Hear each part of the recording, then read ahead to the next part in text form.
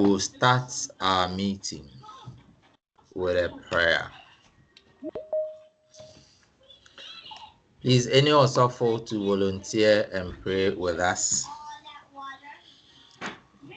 Or if we have an imam too, we would appreciate an Islamic prayer as well.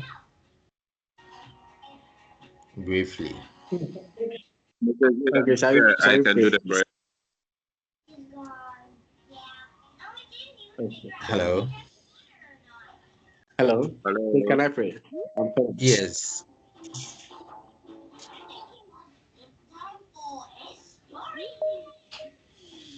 Okay, can I pray? Father, we thank you this afternoon for bringing us together for this session. We pray in the name of Jesus, asking for wisdom, asking for knowledge, understanding. We pray that at the end of this, we will take a thing or two and be able to improve our school. In the name of Jesus, we have prayed. Amen. Amen. All right. Thank you very much, Mr. Abeka. So we'll kickstart our You're meeting. welcome.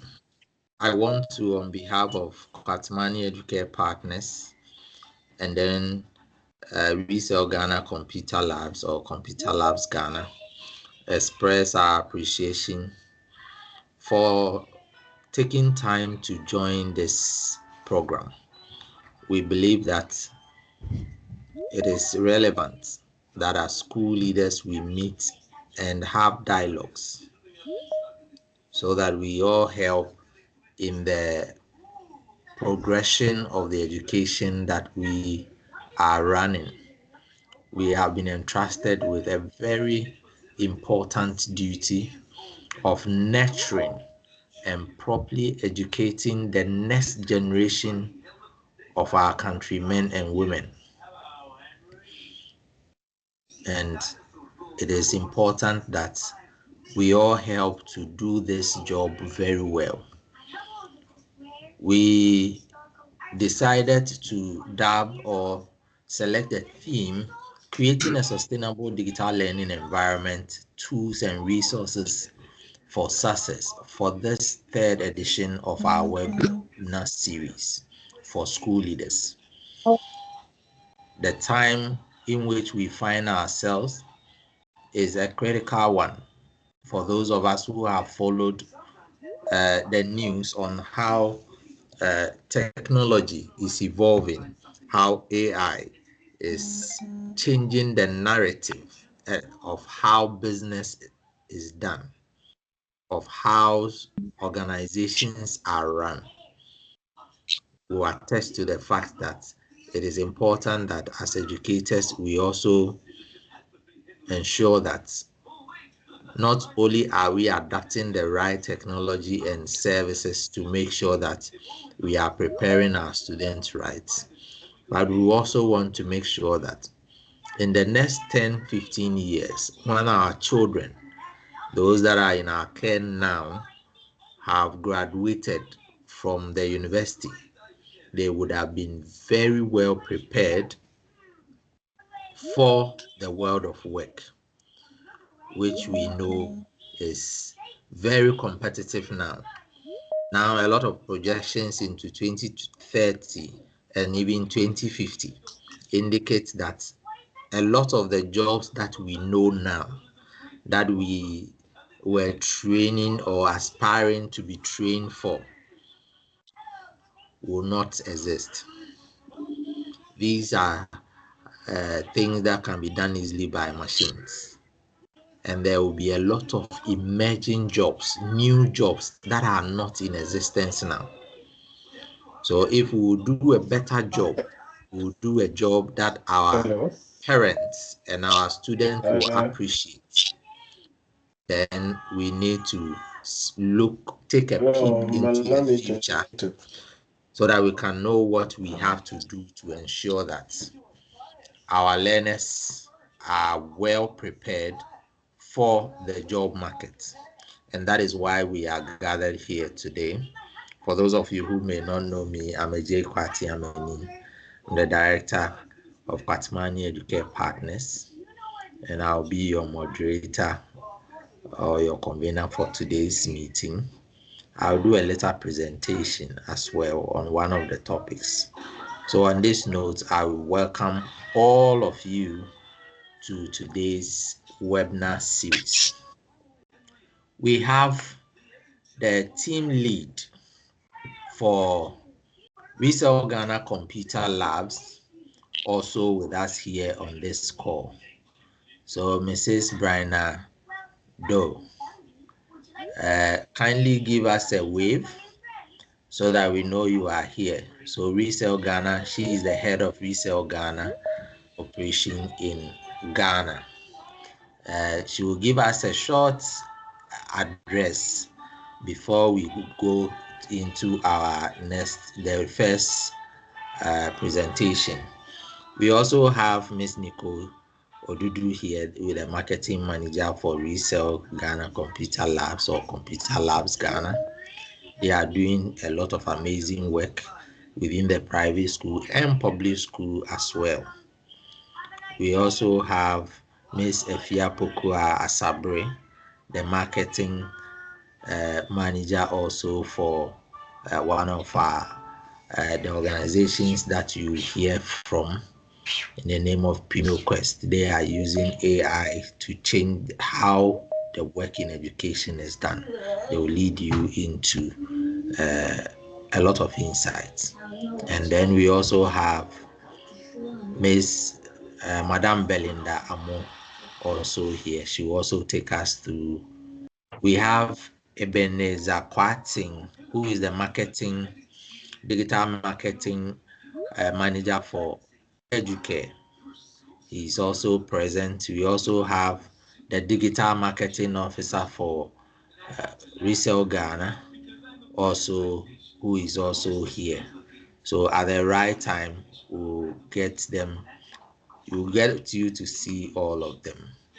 So, Ms. Doe, kindly give us some 1 minute or some pep talk so that we move on to our first presentation by Miss Nicole Odudu. Educate, thank you very much. When you started, you said I should give a wave, so I raised my hand. I thought that was all. Thank you for the opportunity to speak. First off, I want to congratulate you and then the team, all the people who brought together this meeting. I know it was a long planning time, and then we are finally here. So I wish this meeting a success. One thing I want to tell school leaders is that our passion for digital education in our schools should be something that we carry on for a long time, because when we We instill... are not seeing your face. I don't know if it's only me.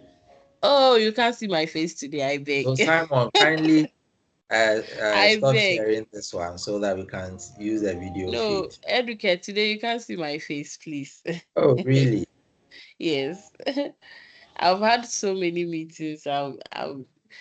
Please, you pardon me, just hear my voice. So I was saying, I hope that the passion that we have at least at ComputerLabs Ghana for digital education will be instilled into most of the um, leaders, school leaders, the teachers, headmasters, policymakers that are here. And they carry it on to their students. They implement the technology, the AI. I like the lineup of activities or speakers that you have today. And I'm hoping that we'll all learn something before we go.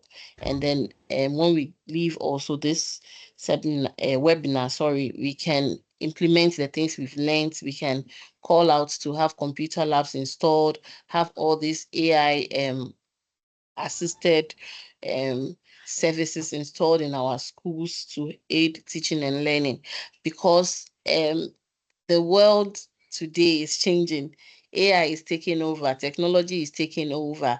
I had a speech last week, and then after the speech, I was even watching a movie. I'm like, I see things, and I'm like, people are doing a lot of robotics, a lot of AI. And Ghana, we are far behind. We rather import it. but we want a world where the children in Ghana can also do it. They can also imagine these things. They can also produce these things. So I hope that this webinar will be a success. We will learn a lot from this webinar, and then we will be able to implement computer labs. We'll be able to implement robotics, all the STEM technology or materials in our schools to aid teaching and learning. Thank you very much for having me on this meeting. I'll try and stay throughout. So at the end of the day, I would also give a closing remark. Thank you. All right. Thank you very much for your words. I want to believe that we are on the same page and we'll learn a lot. We'll pick a lot from here. So please, this is how we are going to do it. So after every session of presentation, we'll give opportunity for some questions to be asked. It may not be all the questions we'll be able to answer because of time. We want to give you as much as possible within the shortest possible time. So if you don't get the opportunity to ask a question, just write it down. When the opportunity comes, you can ask. After the webinar, we'll all go back to our platform and we can have extensive discussions also there in answering your questions and everything. So we'll do that after every session. We'll give the opportunity for questions to be answered. All right. So thank you very much. So, Ms. Odudu, and please, if you are ready, kindly take us through your presentation. We are recording. Let me mention also that we are recording. So after the webinar, we'll also give you access to the recorded version. So if you missed out on anything, you'll be able to also catch up whilst you review the video as well. All right, thank you. Okay. Thank you very much, Mr. J.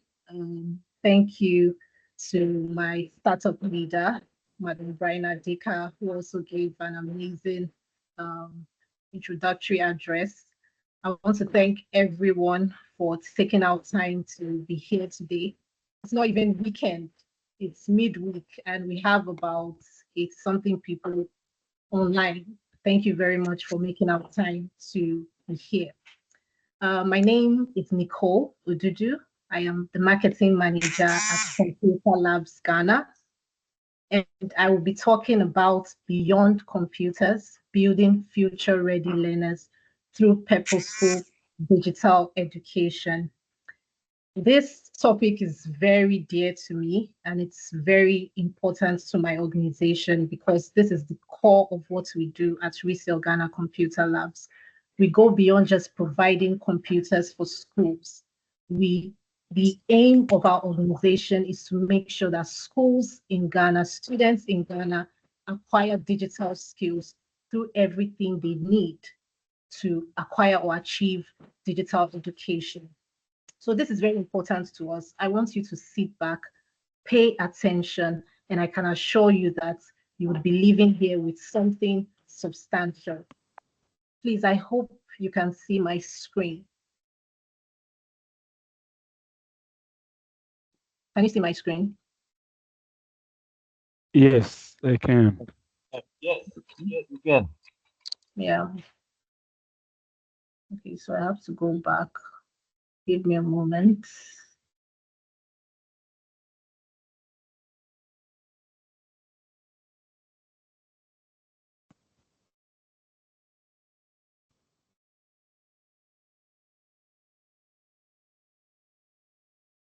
All right, so as we all know, the world is changing.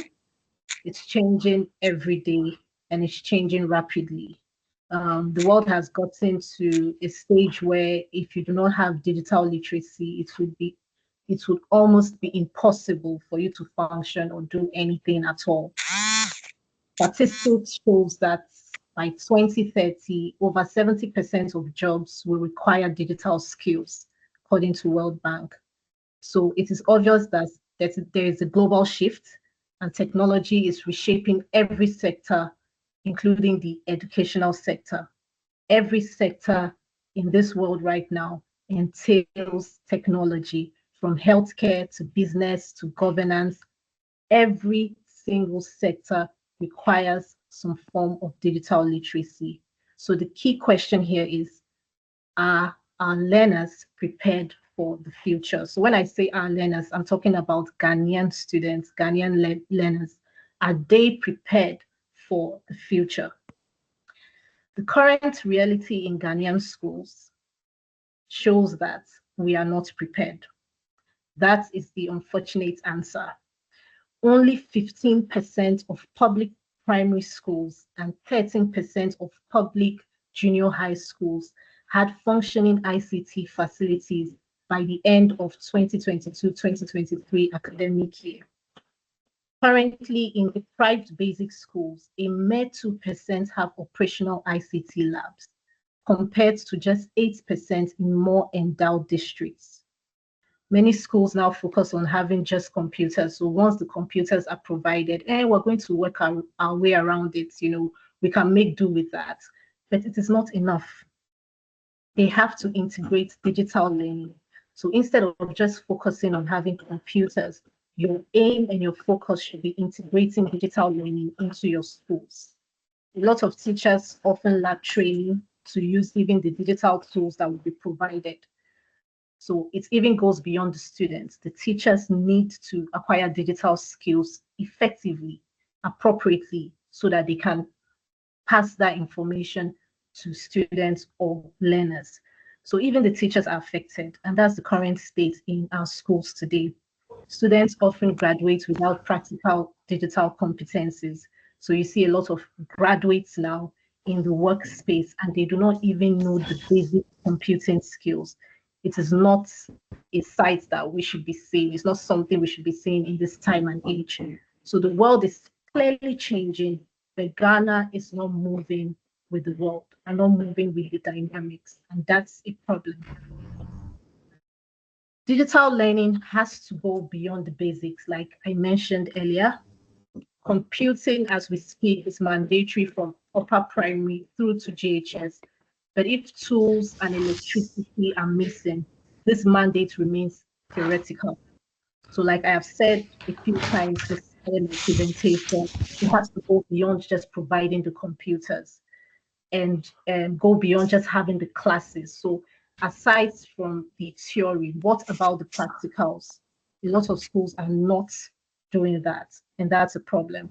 Ghana's national strategies include the Education Strategic Plan 2018 to 2030, ICT in Education Policy Framework 2015, and the National Digital Literacy Program 2013, aiming to train 10 million Ghanaians by 2030.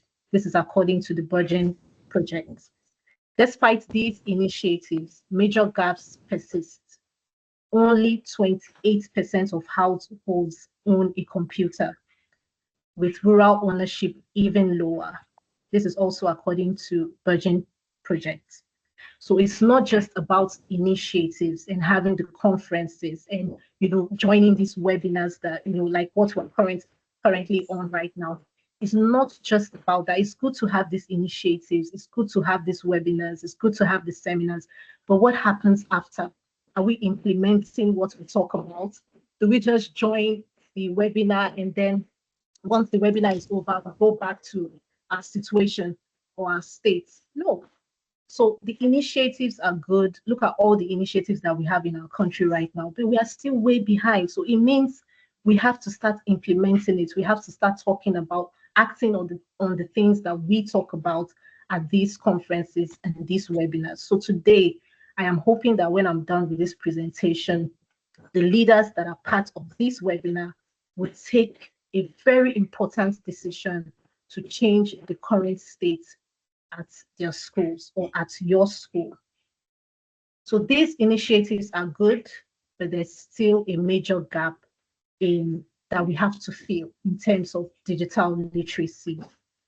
Now, what does a future-ready learner need to to operate or to function in today's world. Our students need critical thinking and problem solving. They need digital literacy beyond basic ICT skills, like I mentioned earlier. They need to know how to collaborate and communicate through technology. Students need creativity and innovation with digital tools. So if the tools are given to our children today or our students, would they be able to use those devices for innovation and creativity? These are questions that we need to answer. And then these students have to have a lifelong learning mindset. So we have to instill the mindset of continuous learning because the world is changing and it's changing rapidly. It's getting more technological, it's getting more digital. And if we leave our students to just have the mentality of, oh, we're going to work with what we have now, they are not going to move ahead with the world. So we have to instill that continuous learning in them, that the world is always changing, it's getting more digital, and you have to move with the times. You have to move with the dynamics, the changing dynamics. So what's the cost of inaction? By 2030, it's estimated that 50% of all jobs and 75 to 80% of formal sector roles in Ghana will require digital skills. This is according to the Ghana report. Without urgent investment, many learners, especially in rural or underdeserved areas, will be left behind. So the cost of not taking action after you've attended a seminar like this or a webinar like this would mean that you are going to remain in the state that you are in. So you have to invest, you have to make the effort. If it's going to take a little money, if it's going to take a little stress, a little inconvenience, it is worth it because the students will be left behind whilst the world progresses digitally and technologically. So the cost of inaction is very severe. It's not only going to affect these students, it's going to affect the nation as a whole. Now, do donations work? Is donating computers for these schools the solution? The answer is no, because a lot of organizations have been doing this for a very long time. And where has it gotten our schools to? Unfortunately, it hasn't gotten us far because these schools need, like I've mentioned a few times in my presentation, these schools need beyond just acquiring the computers. There's so much more that the school and the students need for them to acquire digital skills. So donations don't last. And the reasons why donations don't last is because there's no ownership. There's no monitoring. There's no one to keep track. There's no one to monitor how everything is being run. There's no maintenance. This is the most important part of it because I mean, I've been in this space for quite a while now and I've visited so many schools and it's always the same. Most of the time, it's always the same feedback. We had a computer lab at some point, but unfortunately, we do not have one now. There's no computer working. There are so many schools that don't even have one computer working. And at some point, they had a fully established computer lab. And for them, the reason they give is no maintenance because the computer gets bad about maybe about 2 months after or 3 months, at most 1 year, and they can't continue to sustain it. They can't continue to fix it. It costs them money, it costs them time, so many things involved.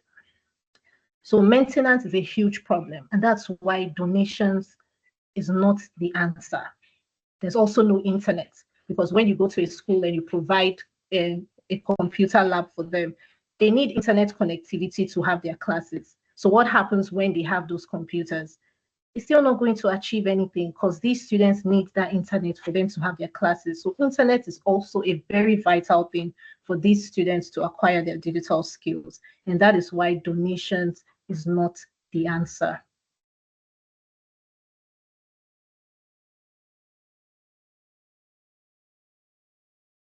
Sorry, my slide is moving. Sorry, give me a moment.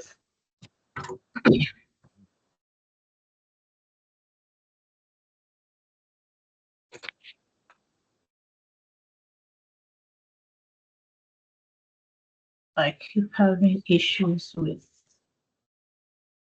All right. Yeah, so donations, sorry for that. I was having issues with my PC. Donation is not the answer. And the reason why a lot of schools cannot sustain their computer labs, even after they've been donated computers or even acquiring themselves. Yes, hello? Nicole, is Brian at your screen? I don't think you're sharing it any longer. Oh, it's not showing. It's like, yes. Okay, please give me.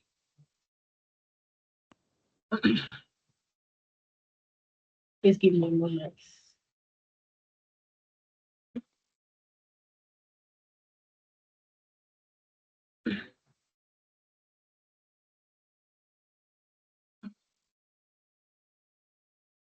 Okay, so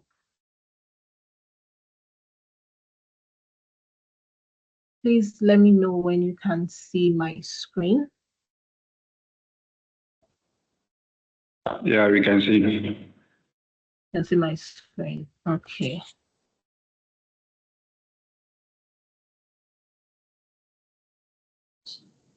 All right. So yeah, so like I was saying, donation is not the solution. And a lot of schools can't even maintain their computer labs, even at sites being donated, computers or devices. Even if they acquire the computer labs themselves, they cannot really sustain it because the schools don't really have the budget to invest in it. The schools don't have the resources to maintain the computer systems, and the schools don't always have teachers with digital skills training. The image on the left is where a lot of schools are currently, especially public schools in Ghana. And the image on the right is where we want to take every school in Ghana, both private and public. We want every school in Ghana to be digital based. We want a situation whereby it's not even about their computing classes or ICT. We want a situation whereby the teachers in the school, every teacher in the school has some form of digital literacy so that if they're teaching their course or their subject, whatever it may be, social studies, government, they can use the computer lab to teach these students. So we want everyone to be digital literate because that's where the world is headed and we don't want to leave anyone behind. So the image on the right is where we want to take every school in Ghana. What's the way forward? The way forward is our solution, known as the Computer Lab, as a service initiative. Very soon we'll be changing to digital education as a service initiative. And the whole point of this service is, like I've mentioned a few times, is to transition these schools. It's not just about owning devices. We want everyone to acquire digital skills and digital literacy. So if you look at the image on your screen, it starts with learning. So you learn, and then the educators themselves learn these digital skills or acquire digital literacy. And then finally, the school becomes a digital school because it can only start from the top. We can't just focus on, okay, let's be impacting the students and then we leave people at the top. No, that's the administrators, the directors. No, everyone has to be involved because even today, this webinar that we're having, we had people, reaching out to us. How can we do this? Can you send a video, explaining the process? It's all technology. And no student is here today, it's all leaders. So even the leaders themselves need digital skills and digital literacy because these are the times that we are in right now. And that's what our service is all about. It's all about digital education for all. Now, what does our service involve or entail? We have a 21 workstation for the school. That's 20 for the students and 1 for the ICT facilitator. The 20 workstation is a standard lab. So that's what we provide. We have a bigger lab, of course, but that's a different, arrangement. But our standard lab is a 21 workstation, 20 for the students and one for the ICT facilitator. Package also comes with a server.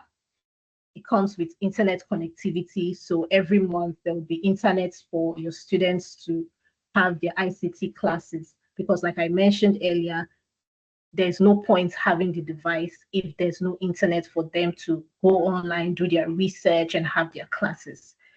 There's also monitoring and repair and replace.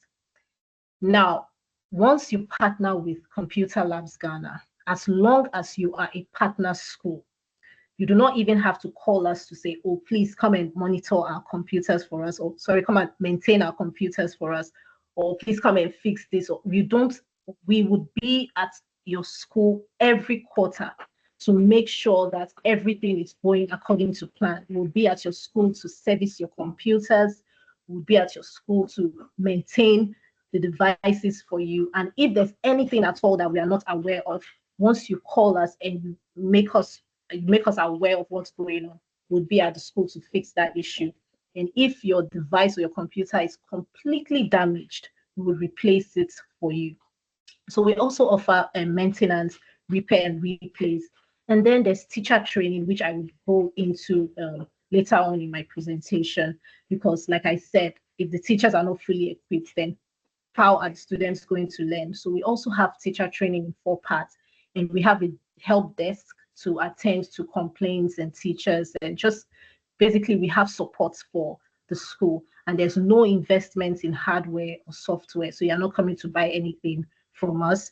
And this service is all inclusive. It's an all included service. So if you partner with us today and we collaborate, everything that has been mentioned now will be part of the package. We'll be providing everything for your school.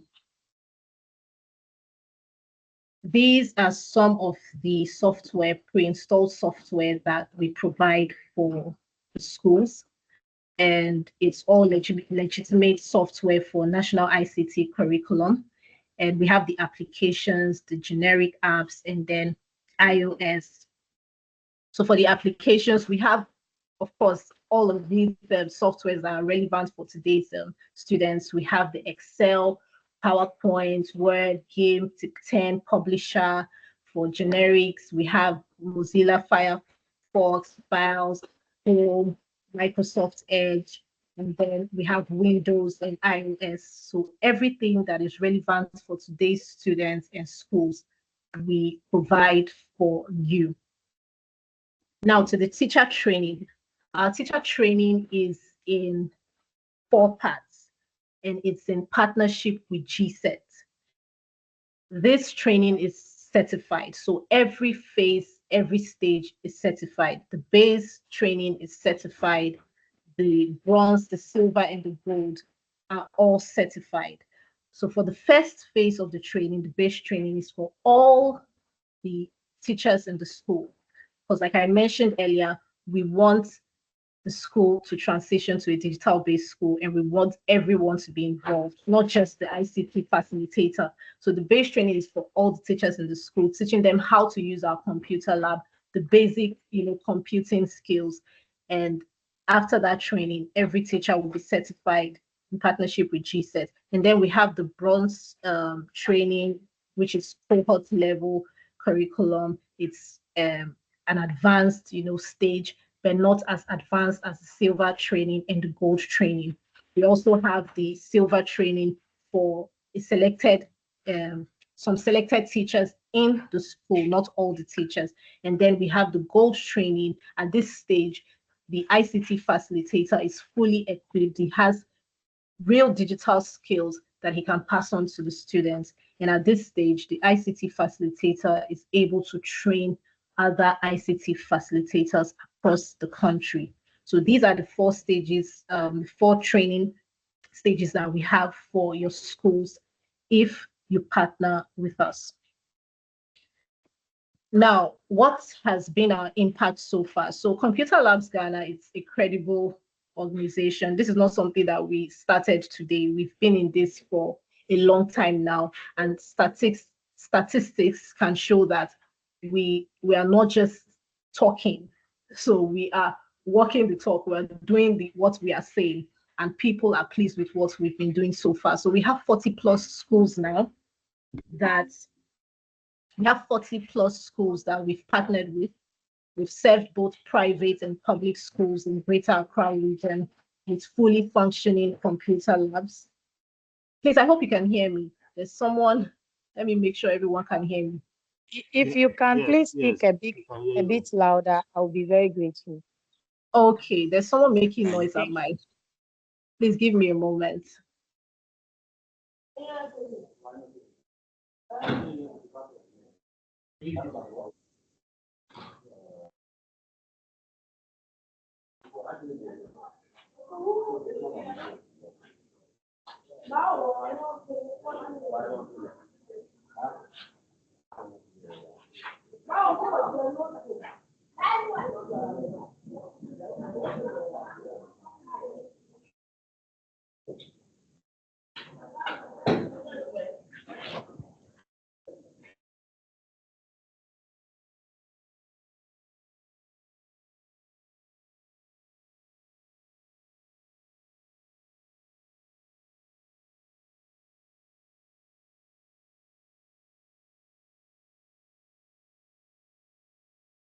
Okay, please, is it better now?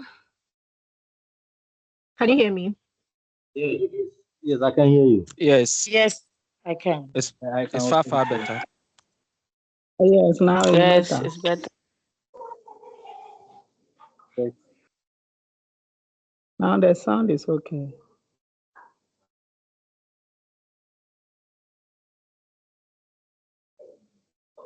So we can continue.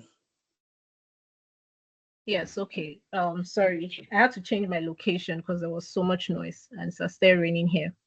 Sorry about that. So yes, this is the impact we've made so far. We have 40 plus schools that we've served.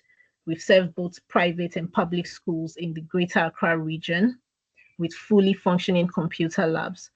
We've impacted 20,000 learners. Our impact analysis has shown that 85% of students in our partner schools had significant improvement in engagement, practical skills, and grades.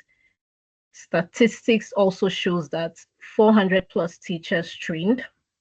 We have over 400 teachers that have been trained, taken through our training modules to effectively make use of the computer labs and to integrate technology in their teachings. So there's been positive feedbacks from our partners, from our schools, and this is something we've been doing. So when we tell you that we're going to provide everything that these students need for digital literacy, it means we are going to do that. And the school is going to achieve their goal to transition to a digital-based school.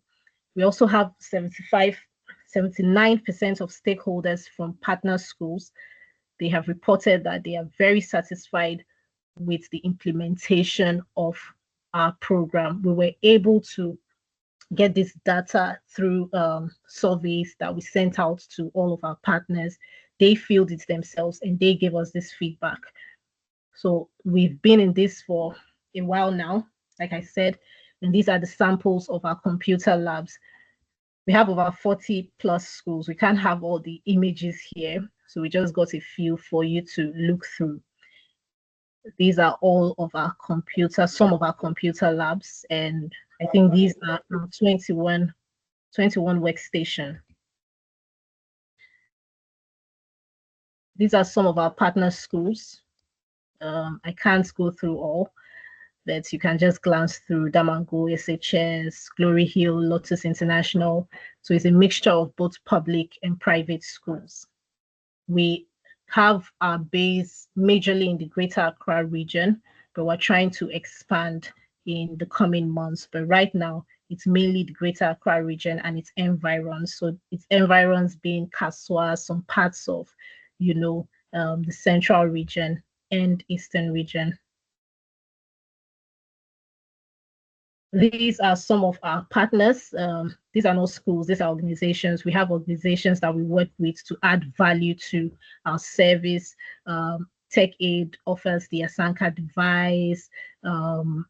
Educare as we all know, helps with STEM and other, value added services. So these are all our partners: AfriOps, DMT, Rotary, and we would be happy to not just partner with organizations to add value, because what's the essence of adding value if the schools are not signing up, if they are not collaborating? So we want the schools as well to partner with us, to collaborate with us, so that we can help students and schools in Ghana partner with us to unlock digital skills for your students. You can reach out to us via email, you can call us, or you can just reach out to Mr. Ajay, and then he would, take it from there. Thank you very much for your time. I am open to questions and any suggestions. Thank you.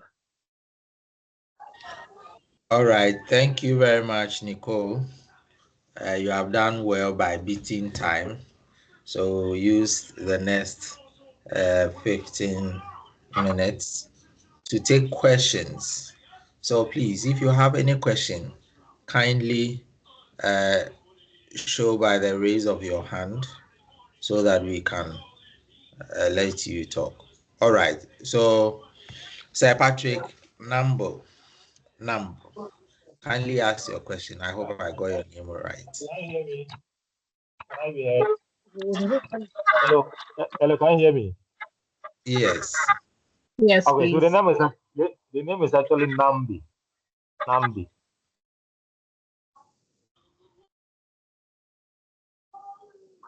Please go ahead with your question. So I want to find out how much will it cost for you to set up a standard lab for us? Now I have to discuss it. Okay. Thank you very much, Mr. Nambe. So our pricing is not a fixed price. It ranges between a certain amount to another amount, from 8 CDs to like 30 CDs. So it means you can get it for 8 CDs, you can get it for 10, you can get it for 12 CDs per student per month. So there's no fixed pricing, and that's because our module is based on the number of ICT learners in your school. That's how we go about our pricing. So I can't give you a fixed price now until we have a survey, we have information as to the number of students in your school, and then we can come up with a pricing for you. All right. Okay, that's fine. Any other? So Bipwa at 66. Good afternoon, everybody, and thank you for the presentation. Can you hear me? Yes, sir. Please, I can hear you. Okay. Yes, please. I'm very grateful to be part of this program. It's very educative, and then we wish in going forward we'll collaborate and enjoy your service. If I heard you right, you mentioned of you based in Accra. What of the other regions? Where do you intend? Because I'm located in the Northeast region. Okay. Can you hear me, please? Yes, I can hear you. Please, is that all, sir?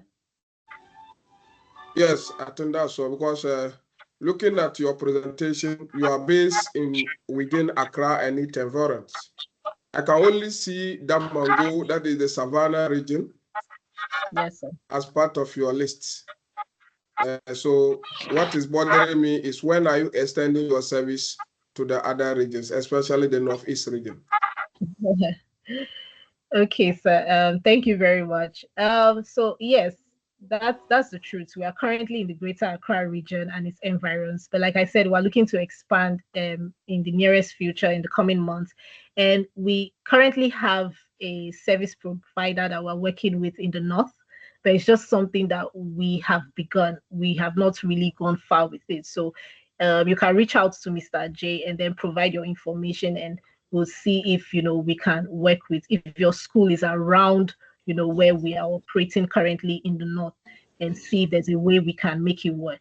So no, your hope, your hope is not lost yet. Let's just go ahead and see what happens. Sure. Yeah, thank you.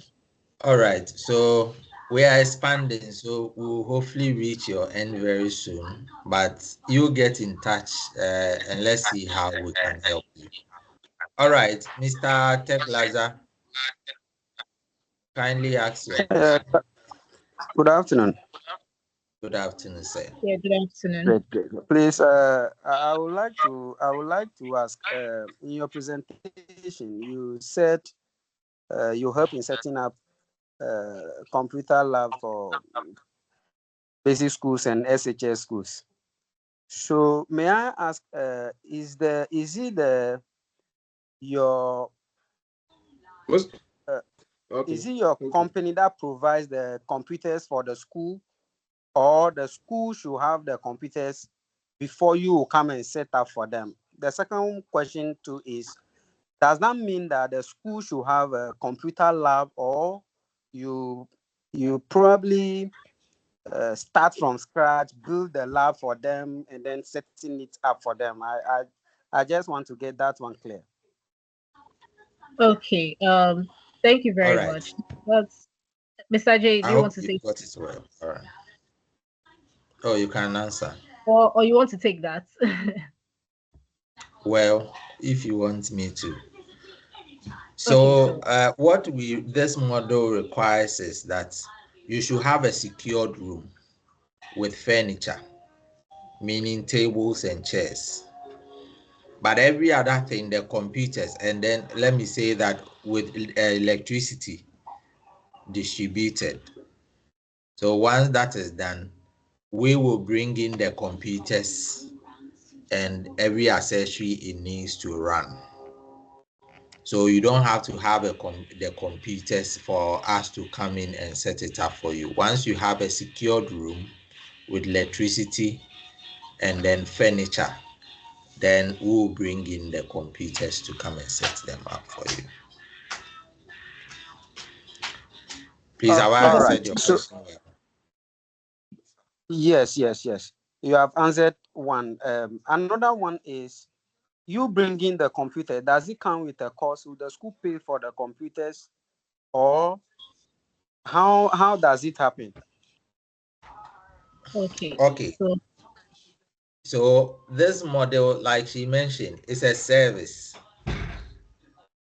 So we bring in the computers, we maintain and do every other thing.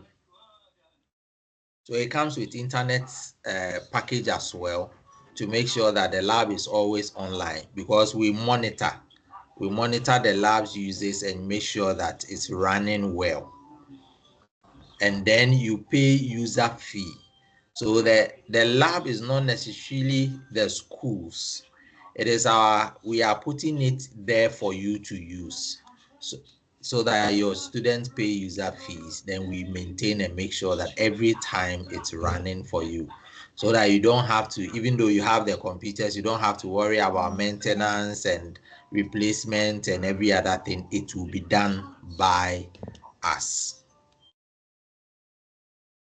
Yeah, so to add to that, there wouldn't be any additional, charges or any additional costs, if that's what you want to know.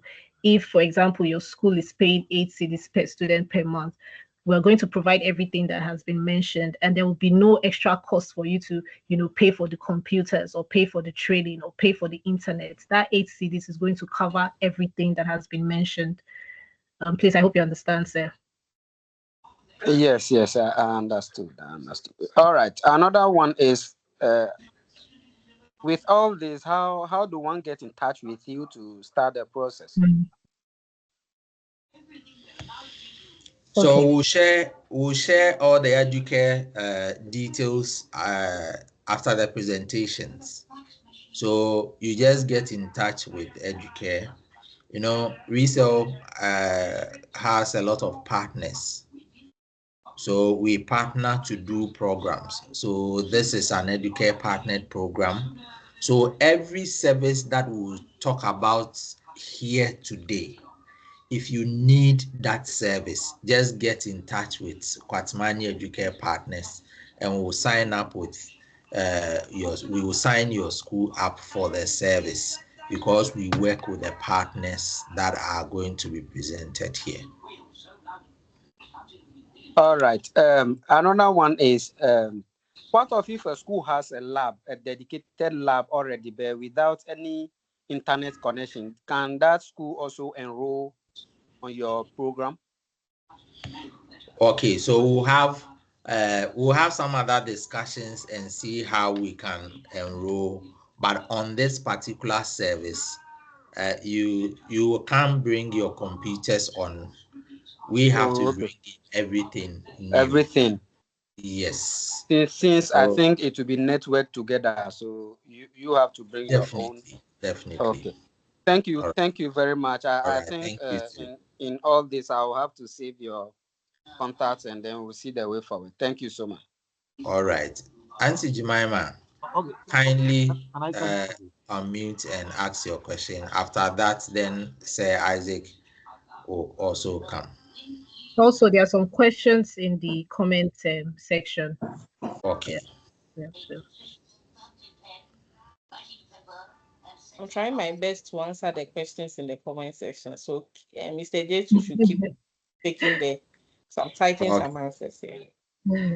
Thank you. All right. Auntie Jemima, kindly unmute and let's hear you. Hello. Sorry, yes. I'm noisy environment. Please bear with me. So I wanted to find out how you want us to partner with you, because some of us do not have schools. I hear you mentioning schools, but some of us do not have schools. But then we have knowledge we can, give out through mentorship and all of those things. So I want to get to know if you just need collaborations with schools or people with skills that can actually help in the process. So that's my question. All right. Okay, Mr. J. Oh, you go ahead. Okay. Thank you very much, Jemima. So if you recall, during the presentation, I displayed a number of our partners that we work with, and these partners are not schools, so they're organizations, and what they do is, they provide value-added services to make our own service better for the schools and the students. So if you I don't know, I believe it's an organization that you're talking about. If you have a service, you have something that would help these students, and you want to partner with us, you can just reach out to us, and then we'll see how we can make that work, if of course the collaboration is beneficial for both organizations. So just reach out and we'll see how we'll take it from there. All right, thank you. Thank you. All right. So Mr. Fixlan, kindly ask your question. Good afternoon. I want to know if this partnership is going to be there for forever or is there for some time. That's my question. I want to know whether the partnership is going to be there forever, like we are moving on forever, or is going to be there for some time, for some years. Okay. Thank you very much, Isaac. So our partnership is for 5 years. Like I mentioned, we do not sell anything. We don't sell products. We don't sell any device. What we offer is a service. So we're basically telling you, let's take the hassle off your school and let's provide everything your students need for ICT classes. So you wouldn't have to worry about their ICT classes. You wouldn't have to worry about digital skills in your school. So it's a service. So it's like them paying for their ICT classes the way they would pay for their school fees. So as long as they are in that school, they have to pay their school fees. It's the same way where you partner with us. As long as you are partners with us, you would have to pay for ICT classes. So yes, it's there's a duration. It's for 5 years, and after 5 years, if you feel like, oh, your students don't need digital skills anymore, or you can handle it by yourself, then we can part ways. But if you feel like what we've offered is, exceptional and it has benefited your students and you want to continue with our service, we will just proceed with the partnership. Please, I hope I've been able to answer your question. All right. So it's an initial contract of 5 years, renewable, so that we can keep maintaining and making sure that everything is on as desired. All right. So I want to believe that we've been able to pick everyone who had a question. Or we still have, okay, Sir Archimedes. Okay, Mr. Abaka first. Then we can take Sir Archimedes and then we'll call it a quit so that we can move on to the next presentation. It doesn't mean you didn't see me, sir. Seriously. Okay,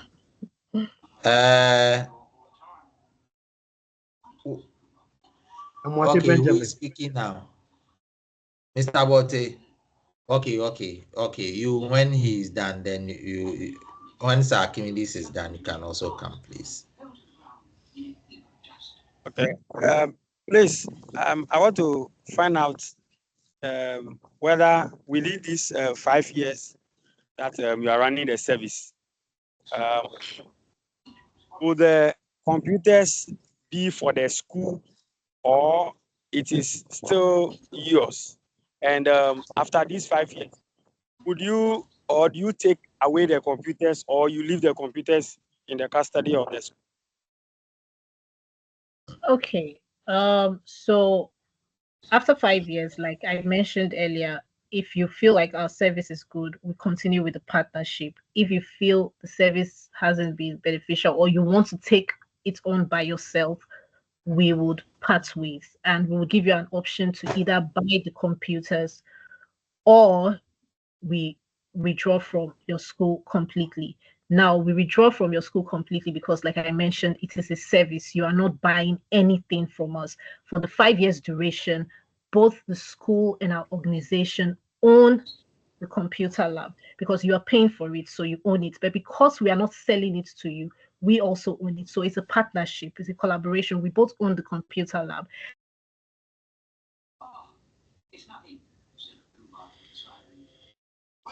All right. So, sir, I hope you have been answered. So, Mr. Mote, you can go ahead. Mote Benjamin. I'm Mote Benjamin online. Good afternoon from this side.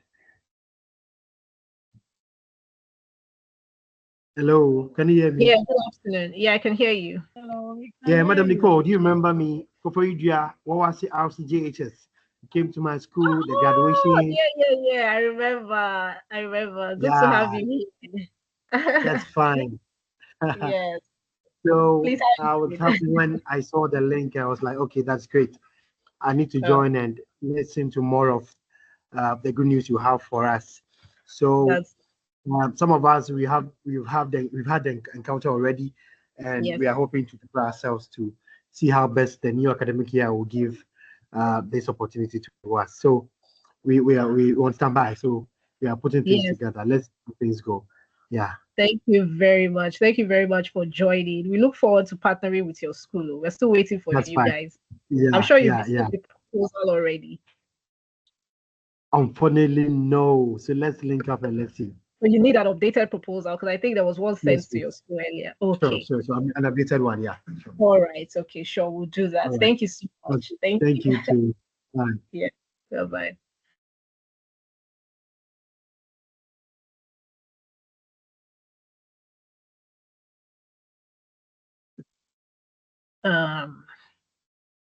Is Mr. J there?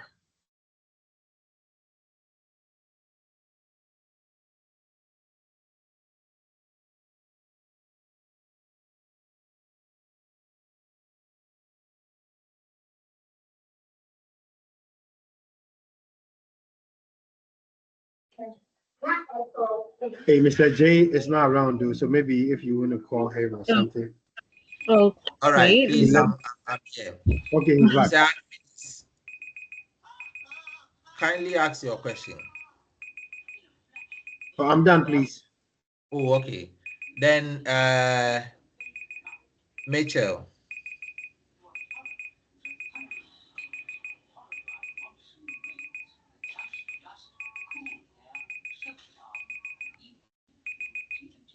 Hello. Good afternoon.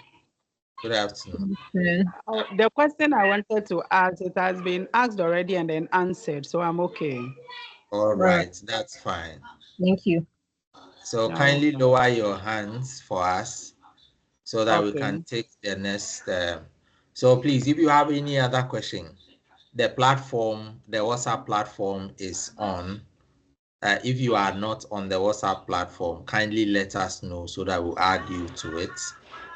Then you can ask any question you have also from there. All right. So, Ms. Odudu, thank you very much for this insightful presentation. Thank you too much. We hope to get our school leaders to also come on board so that we can give our children the best of digital literacy, aided by functioning computer labs. Thank you. So Thank we'll you move too. on to the next presentation. Also in the field of technology. Now we all have seen AI, a lot of things that AI is doing. Now we have AI models on our phones and doing so many other things. We want to see how we can use AI to power our education delivery in the schools. So I'll invite our marketing manager also for Premium Quest to also do us the honors within the next 30 minutes to give us what service they also have to power our educational institutions. Hello, everyone. Yes. My name is Efia Pokia Sabri, the marketing manager for Premium Quest Ghana. Today, I'll be doing a presentation on AI for all, how we can unleash the power of artificial intelligence and empower schools. And also, we'll be looking at empowering the future of education by looking at AI innovations that are happening. So I would like to share my screen so that I take you through our presentation. All right.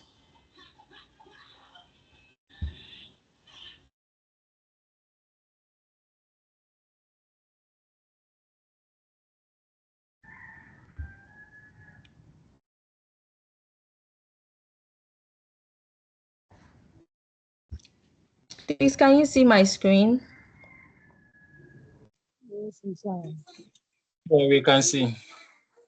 Okay, thank you very much. So we have all heard about AI. AI is changing the world. AI is just changing every aspect of our lives. So today we will look at how AI came about. And I would start by giving a brief history of how AI developed. So in the 1950s, the concept of AI was introduced by a man named Alan Turing. And in his work, he asked that, can machines think? So as I'm going through my presentation, I just want you to think about I'll be dropping daily nuggets that I want everybody to just think through. Can machines think? Do you think machines can think and work like human beings? So just think through it. If you have an answer, you can just put it in the chat section. So we also have 1960s to 1980s, the AI dynamics evolved from just, it came to early symbolic AI, and then we saw expert systems happening. And then in the 1990s, we saw AI breakthroughs such that you can have speech recognitions, and then we can also see chess also happening.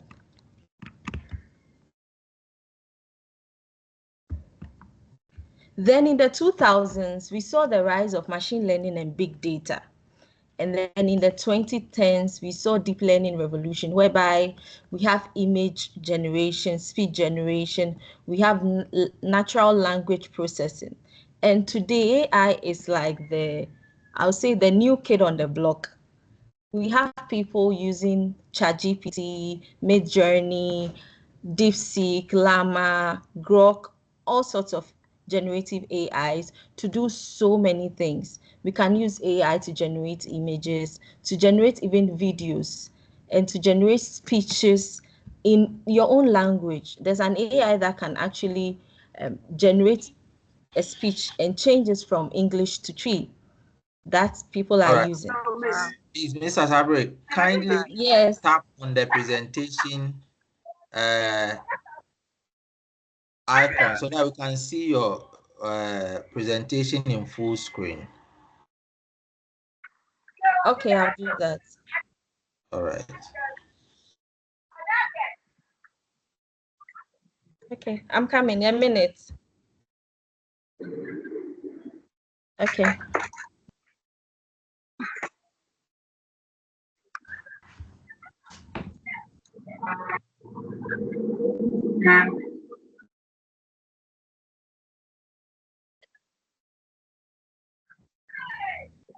Okay, please, can you see my screen? Perfect. Okay, thank you very much. So we will be delving into the current global trends in AI in the use of business development and business empowerment. So now we see that in business, we have chatbots and virtual assistants. You can just go to Facebook and then Instagram, and when you do your ads just sends your customer to your WhatsApp with chatbots that asks the customer, we do this, we sell this, what can we do for you? And then the customer will just type what they want or send a screenshot, and then you make sales. So AI is really changing business empowerment, and I believe that we have all seen what is happening in the world. And then we can also look at having data-driven decision makings through predictive analytics and then fraud detection. Right now, a lot of people are using AI to analyze their work. Initially, you can just you just need maybe somebody who is very well versed in data analytics. But now, from the comfort of your home, if you do a research work, you can just use ChatGPT, you can use Perplexity AI, you can use Gen AI to do your own data analytics. And then also we look at personalized marketing and recommendation. There's this website called HubSpot Academy.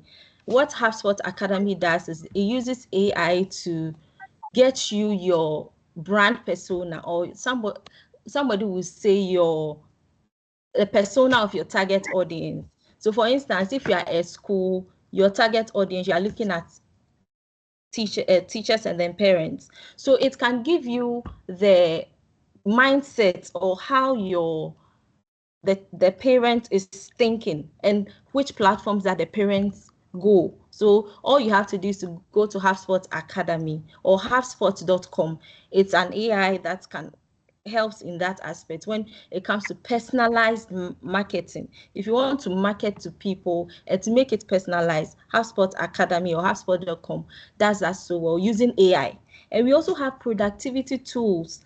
Right now, AI, when it comes to writing a text or even writing, maybe you've written something, you're not sure of your vocabulary, you're not sure of your grammar, you can use AI to ensure that you've dotted your I's and crossed your T's to make sure that you are doing the right thing. We have Grammarly, we have Quillbot, and even our famous ChatGPT does that very, very well. And as I said, tax automation. There are so many AI platforms that helps you to schedule posts. Even now, when you go to Facebook and Instagram, they have Meta Business Suite that uses AI for you to help you schedule your post ahead, such that it's not on the day that you are posting that you are now going to type, I want to, maybe I've done something and then I just want to post there. No, you can use tax automation and AI scheduling tools like Hotsuite, like Buffer, to help you schedule your posts ahead so that it helps you to ensure that you are always consistent in whatever you are doing. And then when it comes to AI in education, we see that right now a lot of AI platforms are coming that helps people to have personalized learning and also help administration to be very efficient in their work. As I said, personalized learning, what AI does is it tailors the lessons to individual student needs. So based on what you are learning and then what AI thinks you need, based on the conversations you have with AI back and forth, whether ChatGPT, Llama, Grok, it will help you. It can even tell you that for this aspect of learning, I think maybe you should focus on A, B, or C. And then also we have AI tools that can automatically grade you and give you feedback. And what it does is it saves, if you're a teacher, it saves you a lot of time, and it also gives students instant responses to make their work, teachers' work easy, and also to help the students to learn and then do well, and then also get feedbacks for continuous learning. Then we have smart content creation. Content creation and education has to do with lesson planning, your lesson materials, your quizzes, your formative assessments, and all that. AI does it in a very simple method. You don't have to struggle to do it. AI will do it for you. Then also, we also have virtual tutors and chatbots. There are tutors, online tutors that provide 24/7, like on the clock, support for students outside classroom hours. And my company is looking at bringing an AI like that, which if the student is not in the classroom, if the teacher is not in the classroom, wherever the student is, all you have to do is to log into your virtual school created by the school, and then you can have access to your virtual tutor who has the voice of your teacher in the class, because it's like a collaborative effort. And then one thing I like about AI is when it has to do with data-driven insights. It gives you data related to exactly what is happening on the ground. So it helps schools also track the performance of their students, and then they can also predict learning outcomes. What AI does is it can even forecast what the marks that the students can get in the next quiz based on the personalized AI feedback that it gives the students. If the student is able to input all these feedback into their learning, it helps them to track it, and it helps them to also do well as they go along the way. So one thing I've seen is a lot of people are very skeptical about AI. You talk about AI, and then a lot of people will tell you, oh, as for AI, if I tell AI this, the AI will steal my knowledge. But no, AI, what AI does is it enhances what we do. And if you are a school, if you are a teacher, and you are not using AI, I'm here to tell you that you are going to fall behind. You are going to see people moving and then advancing in technology, and you are just going to be behind. And then also, when it comes to, there are some tasks that AI can do easily, like administrative tasks, and then some teaching tasks, helping you to plan your lessons, helping you to brainstorm on a topic, maybe through an AI for Hello, Madam Efua. lesson. Yes, Hello, please. Madam Efua. Yes, please, can you hear me? Yes, please. It seems gradually this thing, we can barely hear the clear thing of what you're giving us. There are some few noises at the background. Maybe I don't know if it's from your side or others. No, So it's not please from help my us side. with it. I'm sure it's from someone else's side. Someone So who is please, okay. Okay. yes, so please, Yes. if your Let our microphone is not colleagues all muted. get this. Okay, thank you. I'll continue. So there are so many tasks, administrative and teaching tasks that AI can help you do easily. As I said, administratively, when it comes to maybe sending letters, AI can just help you to draft very formal and professional letters for maybe the student body, the teachers, or the parents. And then when it comes to teaching too, AI is now the game changer. If you are planning lesson, you just want to brainstorm, to find out, to get maybe starter ideas on how to teach a topic, you can just use AI, input your prompts, and then AI will just be there to help you, take you through. And then it doesn't end there. You just have to look at the feedback that AI will give you based on the responses that the two of you are going to be communicating back and forth. When you input the responses, it's really going to help you.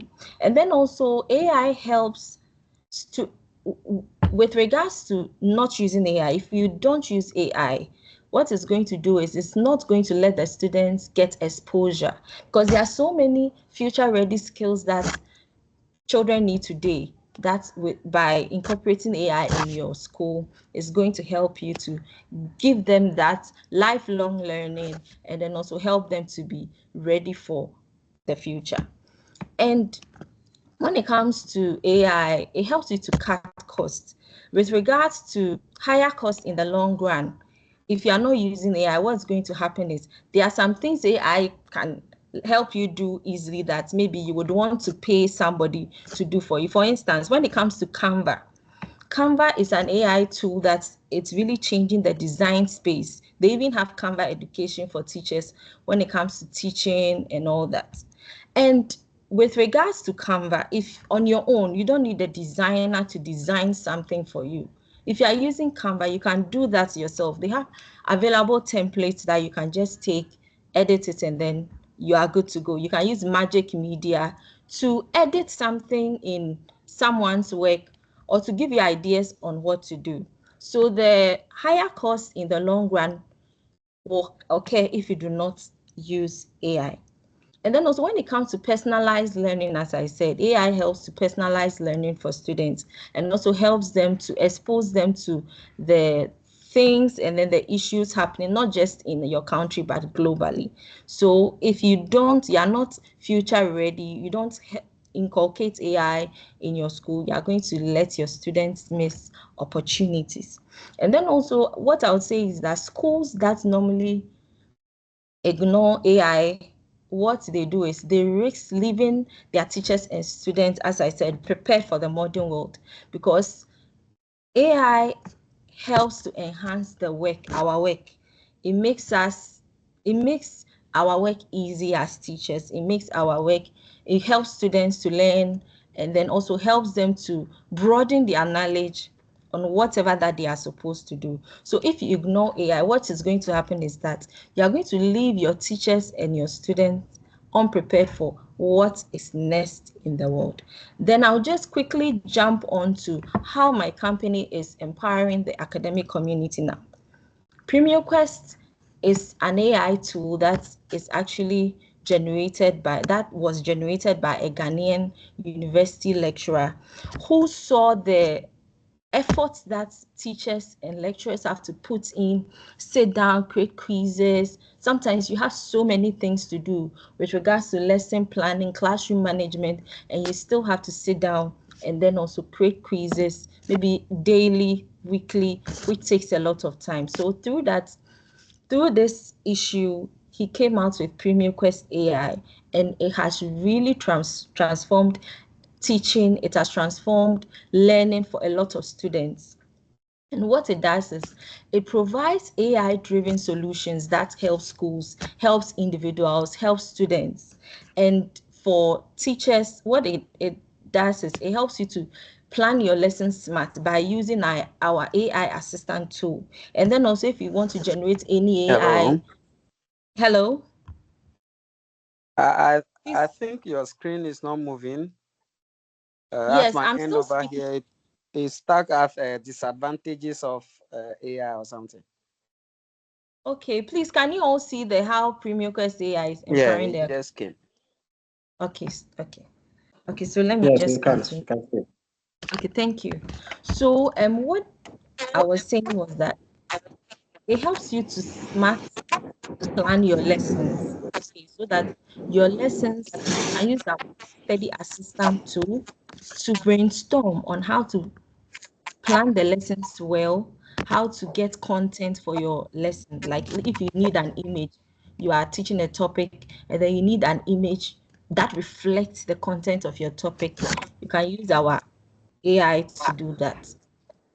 And then also it gives you student performance analytics and then also personalized learning paths. So after every quiz, what our AI does is it gives you personalized analytics that this part, I think you have to learn this part well. I think you have to inculcate A, B, C, D just to help you to track your learning. And then it also bridges the gap between technology and educational excellence, such that you can use technology in the form of AI to better yourself, to learn or to teach or to create quizzes to make the lives of your students better, and you as a lecturer too or as a teacher too, to make your life better. So what we look at is we ensure that there's sustainable growth, efficiency, and innovation in academic institutions. And then we also give schools AI tools to help turn the challenges, educational challenges that they are facing, into opportunities for the student body to grow, for teachers to also grow, and then to help the teachers and the students be efficient in their work. So how a Premium Quest works is we have the quiz generator. So you generate quizzes, you share quizzes, you track your progress. You also have the study assistant tool, so these are the four major themes on Premium Quest. We have quiz generation, study assistant, we have study notes, we have exam maker. So all these themes, quiz generation, you can use it to generate quizzes. The study assistant, which is our most popular tool now, which a lot of students and teachers are using to brainstorm on topics, to learn for exams. And then also we also have the study notes feature. Then we have the exam maker. The exam maker, what you can do is at the beginning of the term, every week, the topic or the lessons that you do, you upload your study notes on the platform. At the end of the week or at the end of the month, you can do maybe an exam, a monthly quiz or test. Based on all the notes you have uploaded, you can just tell our AI to put the notes together into an exam for you, and then you present it to your students just to track their performance and track their learning, and it will help them. And for now, our target audience in Ghana and beyond, we are looking at students. So most of our target audience, the people on our platform, are university students who are looking at learning efficiently through personalized study tools. And then also we are looking at educators from all levels of education, from the primary school, from the junior high school, from the senior high school, and the university. So if you are looking at streamlining quiz creation, and then also to help you plan your lessons and to just brainstorm on topics, Premium Quest AI is the place for you. And then we are also looking at partnering with educational institutions that want to implement scalable assessment solutions. So if you're a school and you're looking at getting our AI in your school to help teachers to do their work well, to track quizzes, to also brainstorm on topics, you are welcome to partner with us. So for now, we have over 3,000 users since our launch in 2023. We've generated over 32,000 quizzes on the platform, and the feedback has been very positive. Most of the students who use our platform talk about them struggling in the field that they were doing, and then using Premium Quest and how Premium Quest has changed that for them. So I can tell you for a fact that Premium Quest is the AI tool to use if you are a teacher looking at an AI tool to help track the learning of your students, to help give positive feedbacks across all demographics, then PremioQuest is the AI tool for you. So for now, on our platform, we deal with students, teachers, and educators. So we have a bundle package which goes for 15 CDs for 3 days for those who are, for students cramming for exams, who just want to find out if they are well prepared for the exams. We have a bundle package starting from 15 CDs for 3 days. We have one for 25 CDs for 5 days. We have one for 35 CDs for 7 days, and we also have one for 70 CDs for the month. This goes for individual packages for students and teachers alike. And then we also have institutional plans. These plans are customized solutions for schools and educational organizations. So what we do is we have pegged the amount that the school should pay per teacher. So 40 CDs per teacher per month per usage. So if you have 20 teachers in a school, and then at the end of the month, 10 teachers use the platform, we just charge for the 10 teachers that use the platform.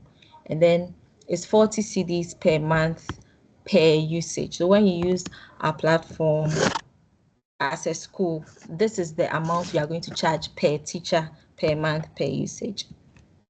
So if you are looking at partnering with us, if you want to collaborate with PremioQuest, you can speak to Mr. AJ by looking at this, by looking at Educare Ghana, and then also looking at the numbers on your screen. Just send Mr. AJ a message, and then he would collaborate everything for us. I would want to stop sharing and then do a small demo session so that you see how the platform is and then how it works. So I'm just going to switch my tab, and then I would show you our platform and then how it works. So give me a minute to do that.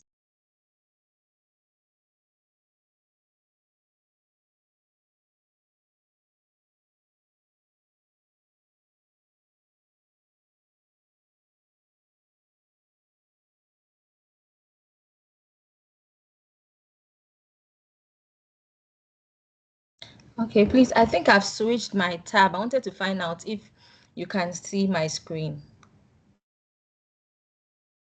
Yeah, we can. Okay, thank you. Okay, thank you. So this is the dashboard of PremioQuest AI. We have these features here. We have the dashboard. If you want to practice, you can just click on the practice tool, which will just take you through some of the quizzes that I have already set there. You can see them there. You can just view the quiz and then do that. So this is the quiz generation. What you do is you are going to look at the quiz title. So for instance, if it's English, I'll look at, maybe I'm doing an English test, or maybe speak a topic on speaking English. I'm going to put that there.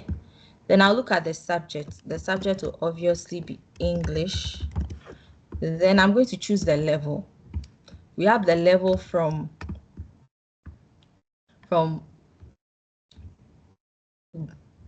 demo. We have demo general, junior high, level 100, primary school, and then senior high school. So based on your level, I'm doing a demo session. So I'll just click on the demo, and then I would move on to the next part. So you have the option of choosing. You can either put the text in the box. So I will just copy a text and then I'll put it there. I think I have a text on the, okay, so a minute as I copy a text.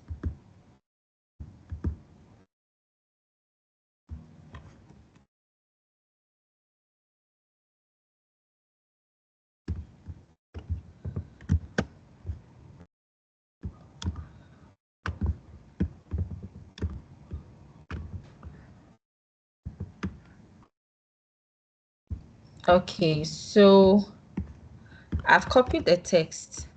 It's a reading text, so I'll just put it there and then move on to the next. Okay.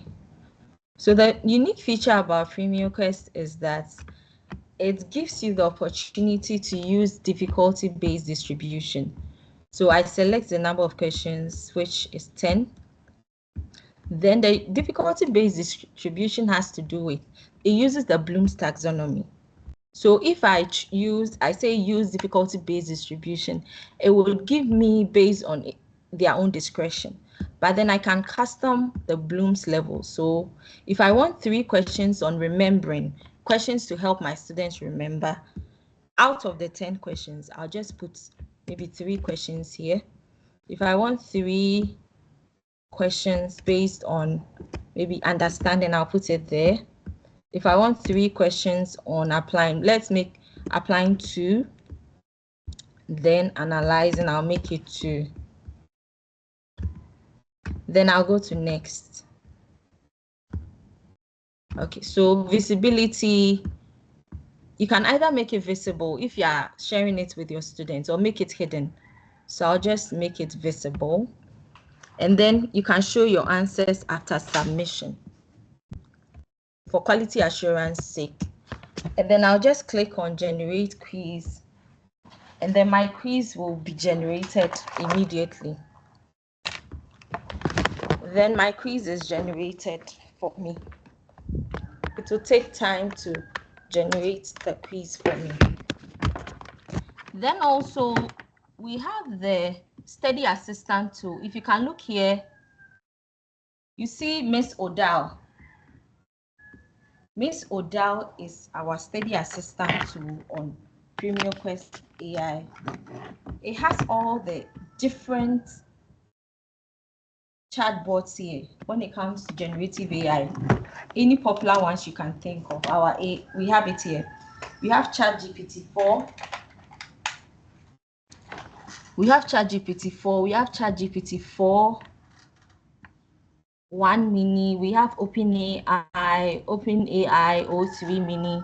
We have all these ones here. So if you want to just ask a question, maybe I want my AI to generate an image for me, so I can just put it there, generate an image of a classroom in Ghana.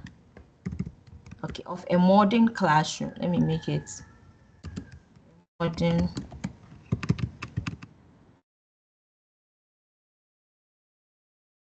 Then I'll just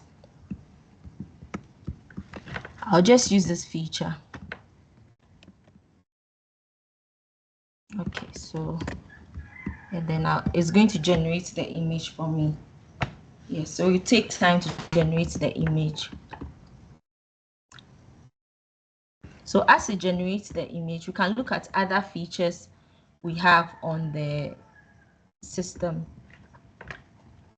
We also have the cognitive betting, where you bet our tokens on your knowledge.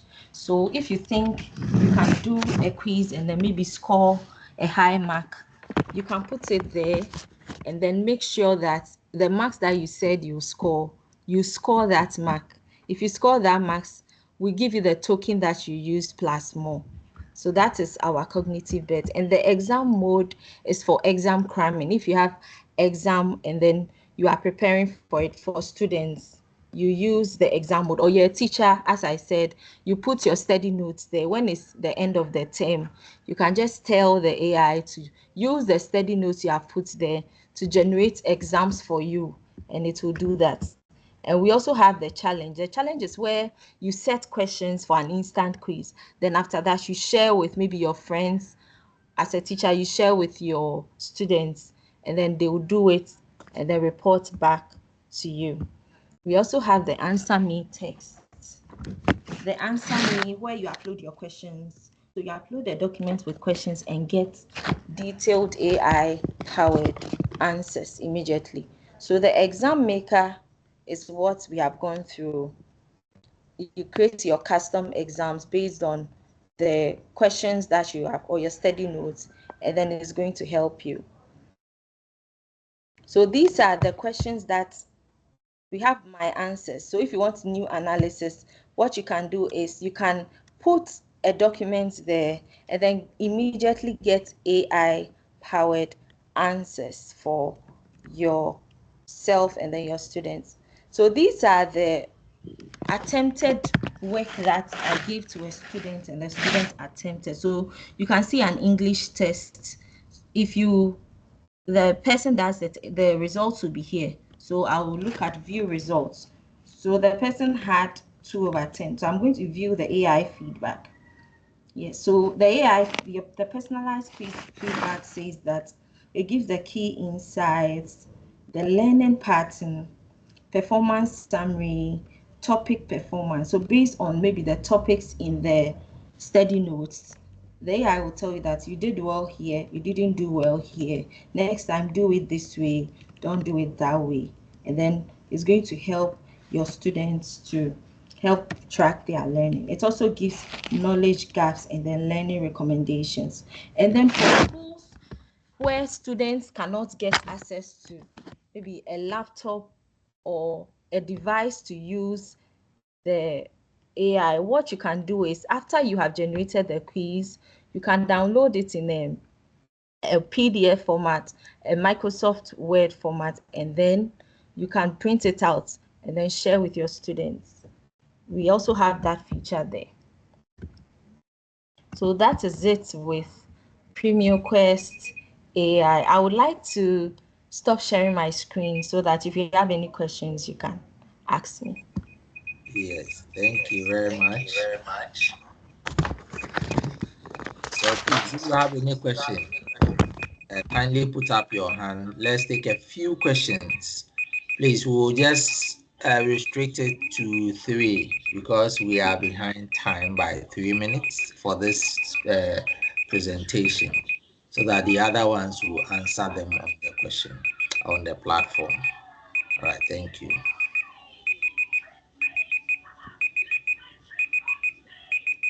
All right, so any questions? Okay, so Casa Mary International, kindly ask your question.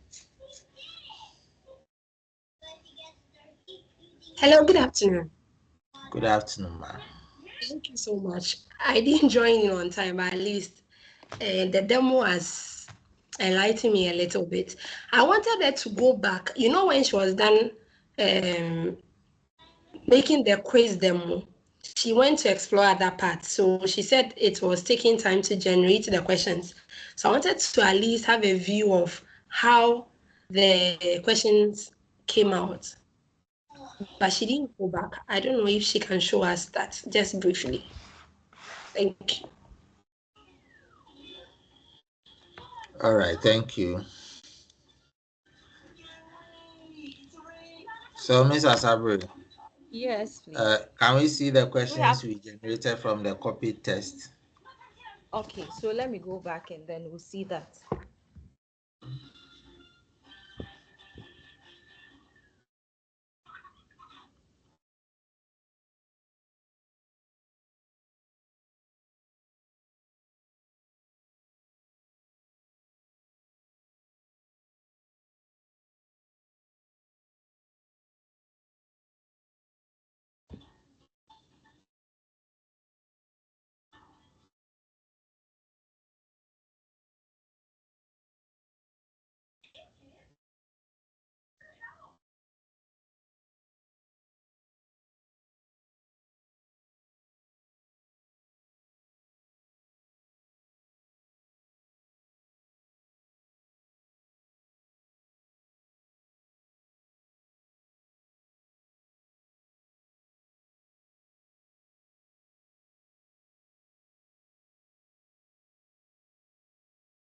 Please, while we wait for that, is there any other question?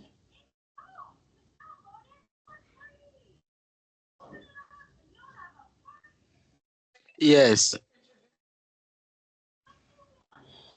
Okay, kindly ask.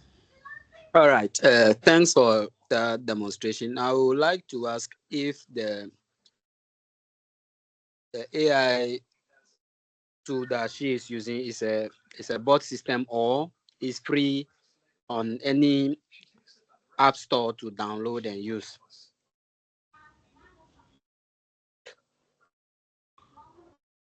All right. Okay, So so it's actually okay. okay. I think Mr. J can answer. So this is a subscription service. So they have brought together a lot of AI models. So any rights or any purchases that need to be made, Premium Quest has already done that. So once you register on the platform and you are using their service, it doesn't come at any cost, extra cost to you apart from your subscription. Just like you are buying airtime on your MTN or Airtel. Once you buy it, however they got it, and then the other parties they also need to settle and all of that, it doesn't come to you personally, directly. So that is how it is. Every AI model that is incorporated into this has already been sorted out by Premium Quest. So you as the user, the only thing you have to do is once you have the necessary subscription or credit, you can use any of them that you want without any additional cost. So it means the bottom line is it's an app that you will have to subscribe to, maybe monthly or yearly or quarterly before you can have access to the AI tool that she's using, right? Yes, so I think she mentioned the subscription and the amount, but it doesn't have to be necessarily. Let's say you are an individual teacher and you want something like this. You may want it only when you have to do midterm exams or at the end of term when you have to set up your exams and all of that. So you don't have to have a monthly subscription as and when you need uh, the system to come and work for you. You can have a subscription. You can buy a few coins or a few credits and use it as and when you need. All right, thank you so much. In her presentation, she said the system has been developed by a lecturer in one of the universities. May we know the university as well as the lecturer who is responsible for developing this AI tool? Okay, so my lecturer is at University of Cape Coast, but he's a private person and currently doesn't want his name to be known. But it's a university lecturer in University of Cape Coast. Yes. All right. I want to believe. So, Okay, so Isaac also has one. Then so we can. how do we defend this system if the person is a private person and don't want to be known? Because I think every system has an owner which should be associated with it. How do we defend the system in terms of marketing it for others? How do we go about that? Oh, sir. So I think that I don't know. Do you know the owner of MTN? I use their service. So what matters is that the company itself is a registered brand. So we don't necessarily need to know who exactly is behind it before we can use it. So I think for that one, it's not everyone who want their information to be known everywhere that they own this, they own that, and that. So once the system is working as a brand, I think we can just take it from there. I see. Okay. Please, Yes. The last question. unfortunately, I'm Okay. having issues with my network, so I might not be able to do that. But I can show you other quizzes that I've generated on the platform, if that's okay with you.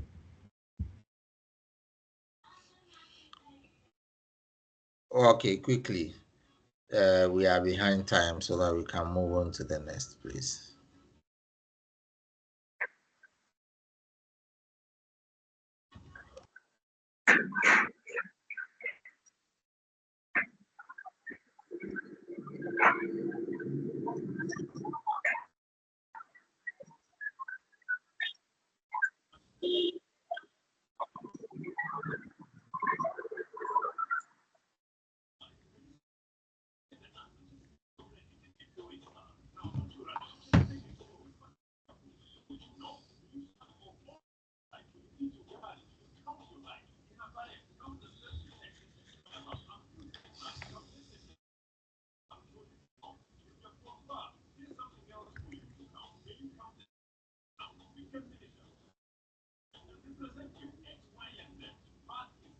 Any more questions? Yeah.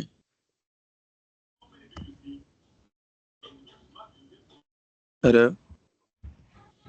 Okay, so Ezra, kindly ask first, and let's move on. All Okay. right. So good afternoon, sir. Thank you.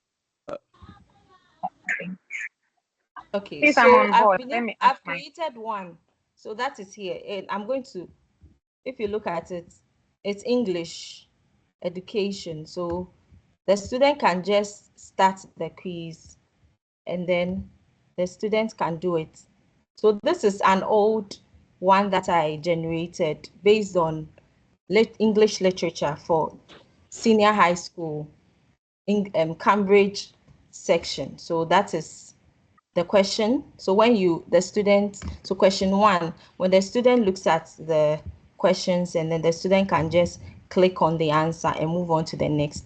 And it's timed, so 50 minutes for the 10 questions that the student is supposed to be doing. I put 50 minutes there. So if you're a teacher and you think that 50 minutes is too much, you can also do a reduction in the minutes. So that is it.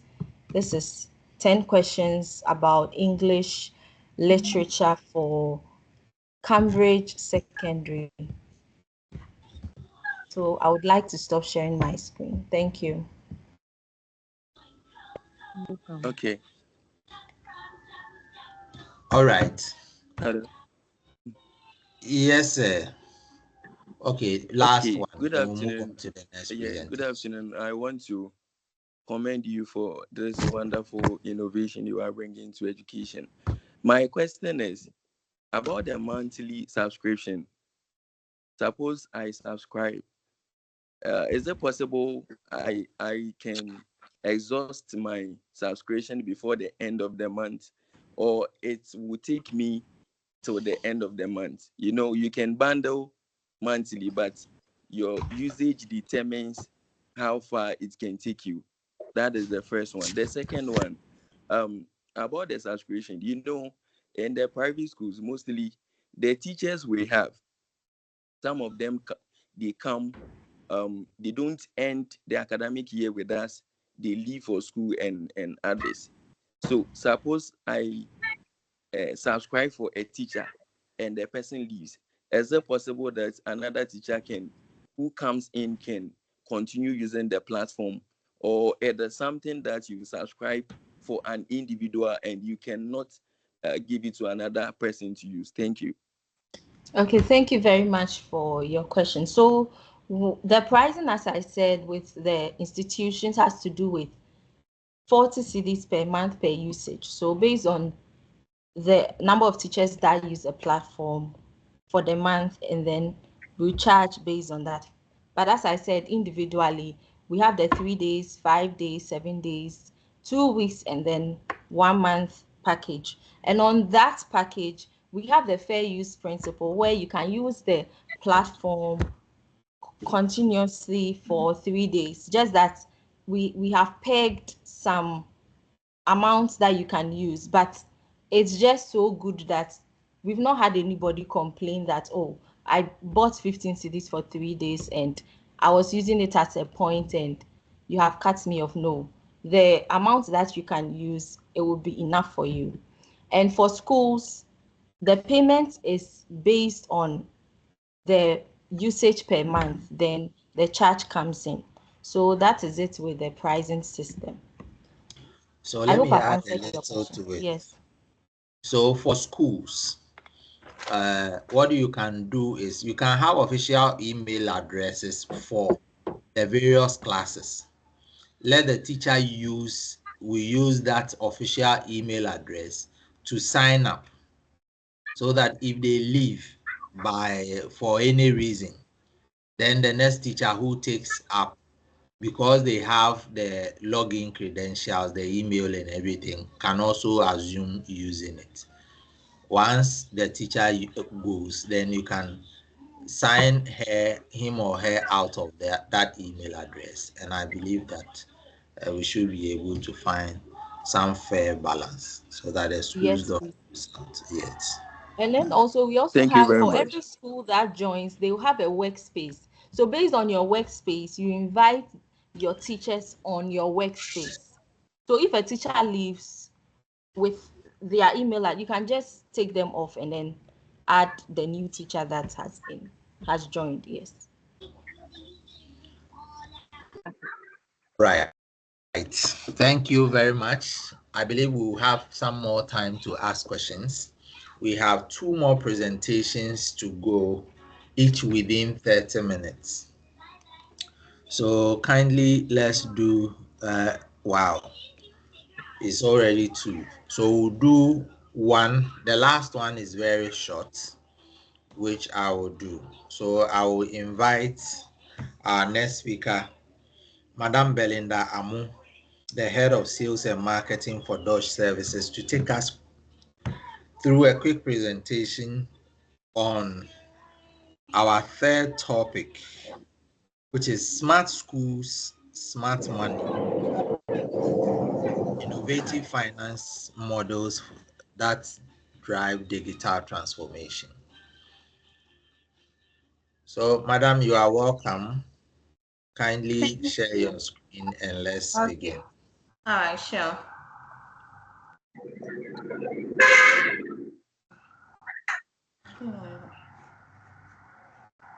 Please give me a second.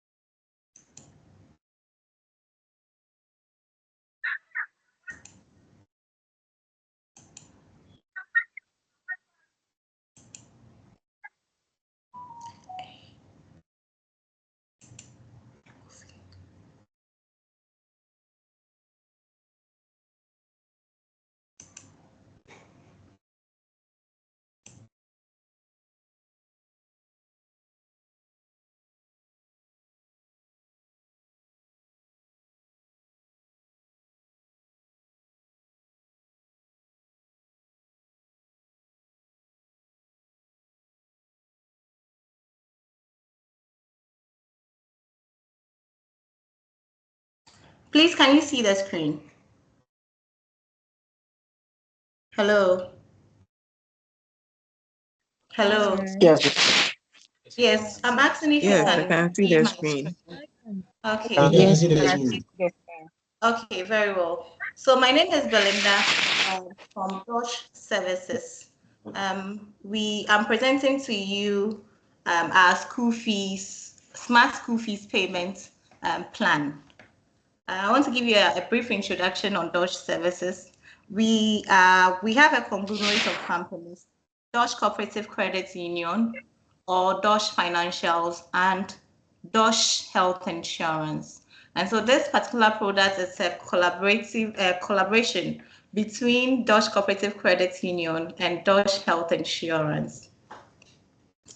So Dodge CCU is offering a very flexible payment term for parents by pre-financing children's school fees on the parent's behalf, and the parent pays in installments, whether weekly, daily, or monthly. So before I go ahead, Dodge Cooperative Credit Union, or Dodge Financial, it's also a fintech company. What it means is that just with your phone, you can transact business by sending or receiving payments on your mobile wallet. and we are giving you this offer as heads of schools to ensure that you get your fees, the WASP fees paid on time, for you to also honor your financial obligations. And so this is being done with Dodge Health Insurance. There are a few conditions that you would have to. Because of time, I have to run another meeting, so I have to do this. I thought I would be doing this at 1:30. I also have another presentation at 2. So I'm just going straight to the point. So this is a collaboration with Dodge Financial and Dodge Health Insurance. We come in to pre-finance the WAS fees on the parents' behalf, and this is done with the heads of school or the school directly. What it simply means is that we pay the school fees to the school, and we sign a tripartite agreement between the parents and then the school. Now, this is the school's obligation. The school has to ensure that when the parents default, whatever measures that are in place for them to retrieve their money, their school fees, if the parents do not pay it directly to them, they will apply the same measures. And so when the parents default, the school would, if you do sack children's school fees or you do not allow them to sit for examination, the school would have to apply the same measures for default parents. Now, there are a few conditions for the parents to fulfill to be able to get this fees, their awards fees paid. First, you would have to sign on to our health insurance policy. I mentioned that this is a collaboration between Dodge Health Insurance and Dodge Financial or Dodge Cooperative Credit Union. And so you have to sign on to our health insurance policy. Our basic policy is the Dodge 365. That is a premium of 365 Ghana cedis for the whole year, and you are getting a benefit of 9,000. And so this is the basic policy that we mostly advise parents to sign on to. So you sign on to the DOS 365, that is 364, 5 Ghana cedis annual premium, and you have a total benefit of 9,000.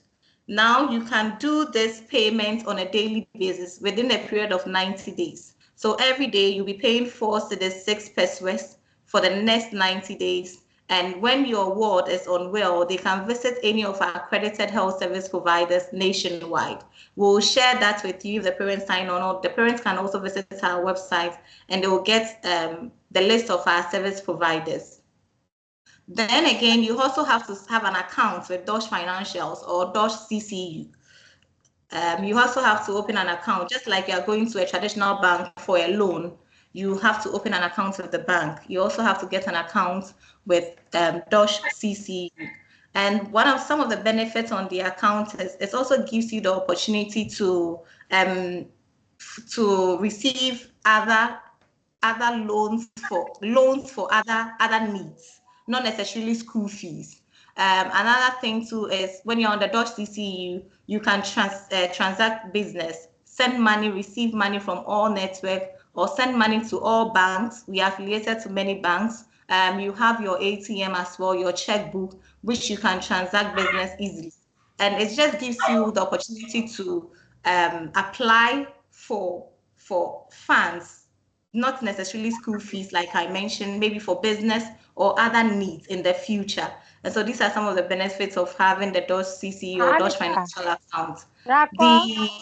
The basic account or the personal account we have from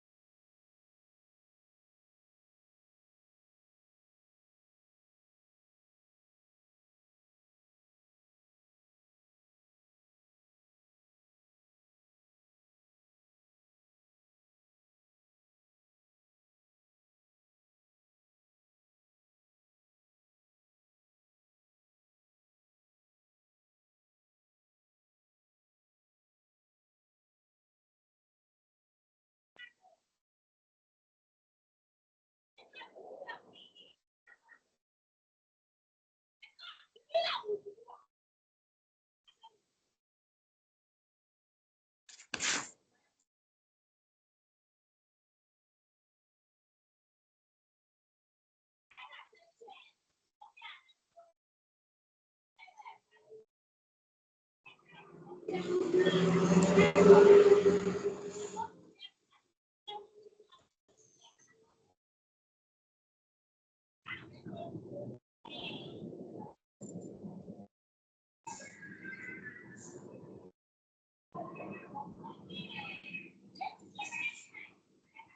we can't hear you.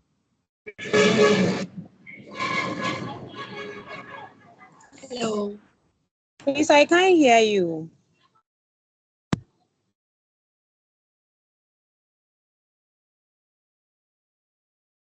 Hello, is the presentation still ongoing? We can't hear anything. There's I nothing. can't hear anything.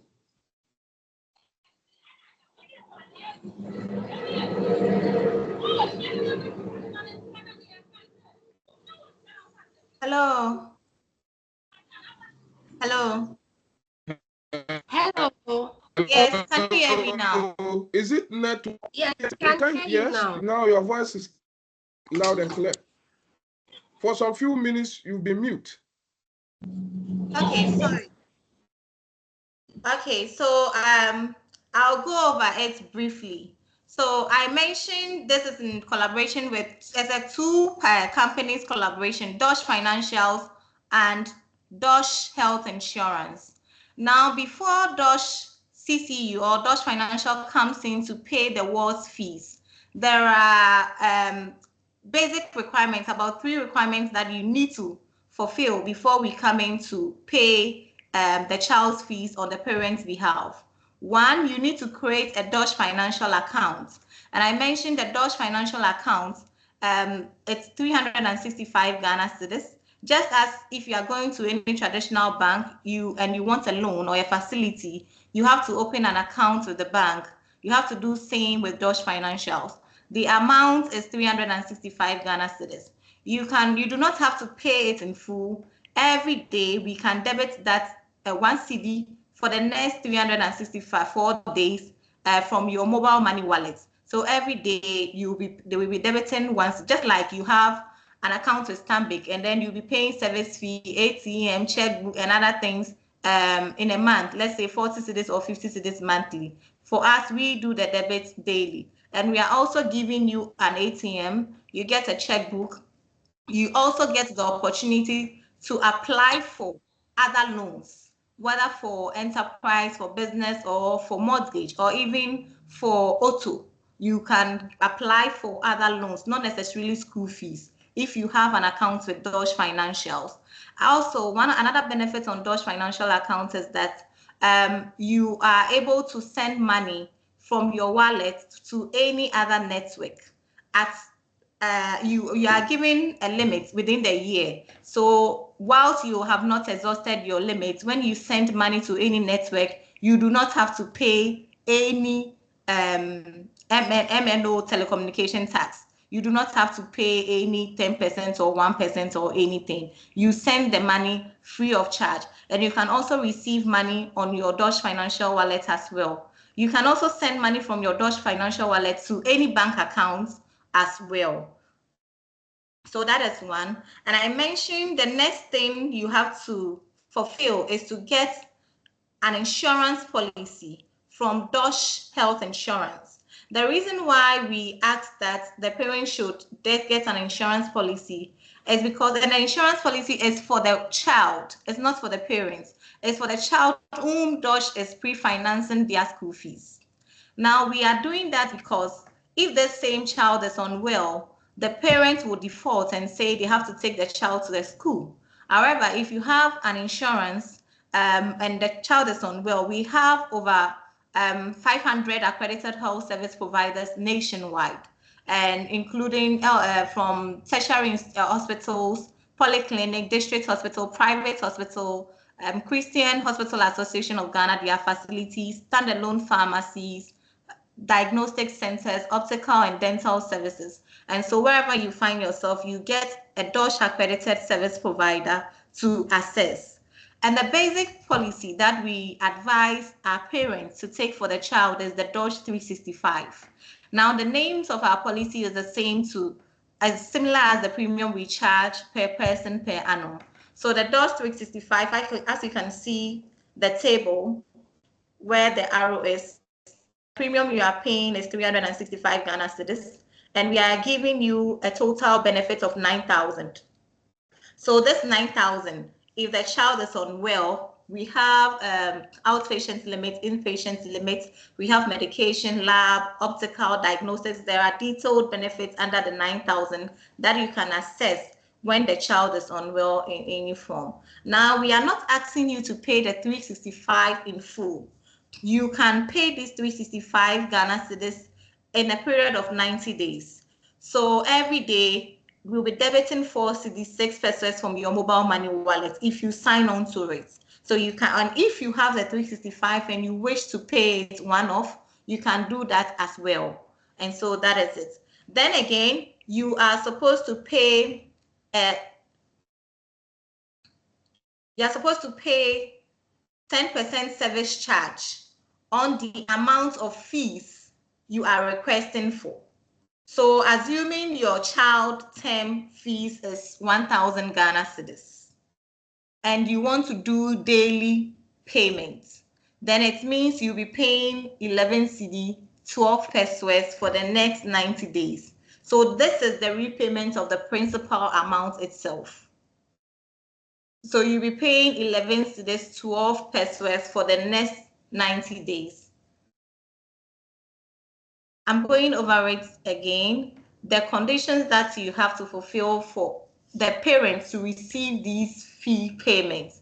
One, the parent has to sign on to DOSH financial account, have a health insurance policy, DOSH 365 health insurance policy for the child whose fees DOSH is pre-financing. Then the amount you are requesting for, I use 1,000 as an example, you would have to pay 10% of it, that is 100 cedis. And then you make the first day installment payment, that is 11 cedi, 12 pesos. Then DOSH, the same day, DOSH would send the full amount of fees to the school.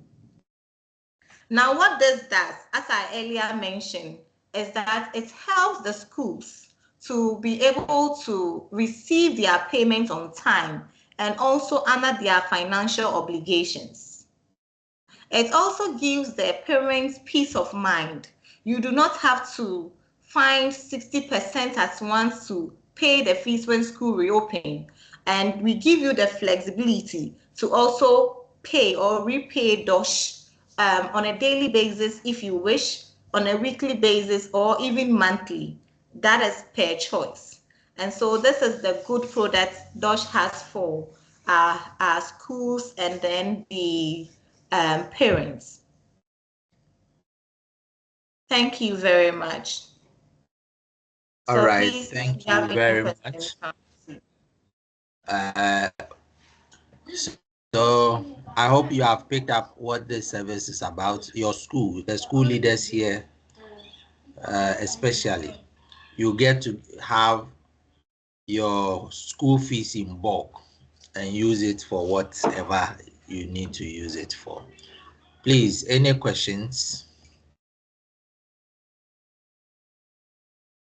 If you have a question, you put up your hand and then. All right, so Casa Mary International, kindly ask your question. Good afternoon once again. So please, from what you said so far, meaning the school wouldn't pay any interest or anything. Everything has to do with the parents, right? If I got you right.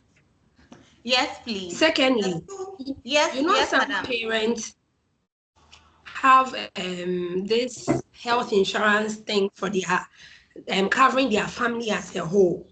So if a parent is coming in and as you are saying, it's a two collabo, does it mean that the parent strictly has to like by force register for your health insurance? They can't use their other private insurances? Well, they can use their other private insurance policy, but it's a precondition. It's a condition that you should have to sign up, subscribe to DOSH health insurance policy. So if that you already have it for your child, you can actually sign on for another person, but it's a condition. Again, you ask if the school has to pay any interest. No. So this is actually the loan is between DOSH is being given to the parents, and so not the school. And so the school doesn't have to pay any interest. The only obligation for the school is to ensure that if the parent defaults, the measures that you put in place when they haven't paid fees, you apply the same measures. Like you don't let the child sit for an examination or the child is being sent home. Those are the only obligation that the school has towards us. However, if the school as an entity also wants a facility for DOSH, we do not just do school fees. Our doors are open for that as well. Okay, so parents defaulting to the extent that some will leave your school. That one, sometimes as a school, you have little to do about it, about getting your money. What about such circumstances too? What would the school pay, or what do you do about it?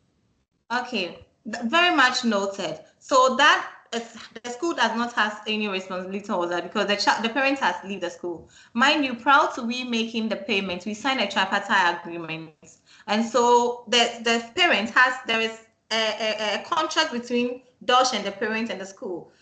In this case, the school has no control over it, so we would proceed to try and retrieve our money. Yes, if the school can help, why not? But then we will proceed to receive our money. We take the parents' details, personal details, when they sign that tripartite agreement, and so we have other means to proceed.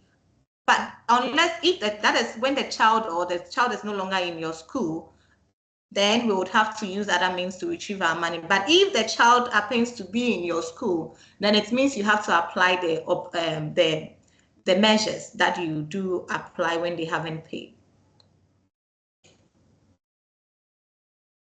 Okay, thank you. Welcome.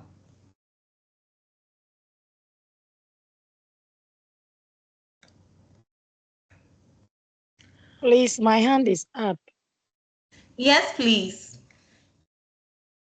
Madam, thank you for the presentation. Please, I would like to know, in case I've applied and what you said, there will be this daily premium. That's if I've taken something, I'll be paying daily. Let's say at a particular moment in time, I don't have anything in my Momo wallet. How do we do that? Thank you. Okay. So you know you have a financial obligation towards DOSH.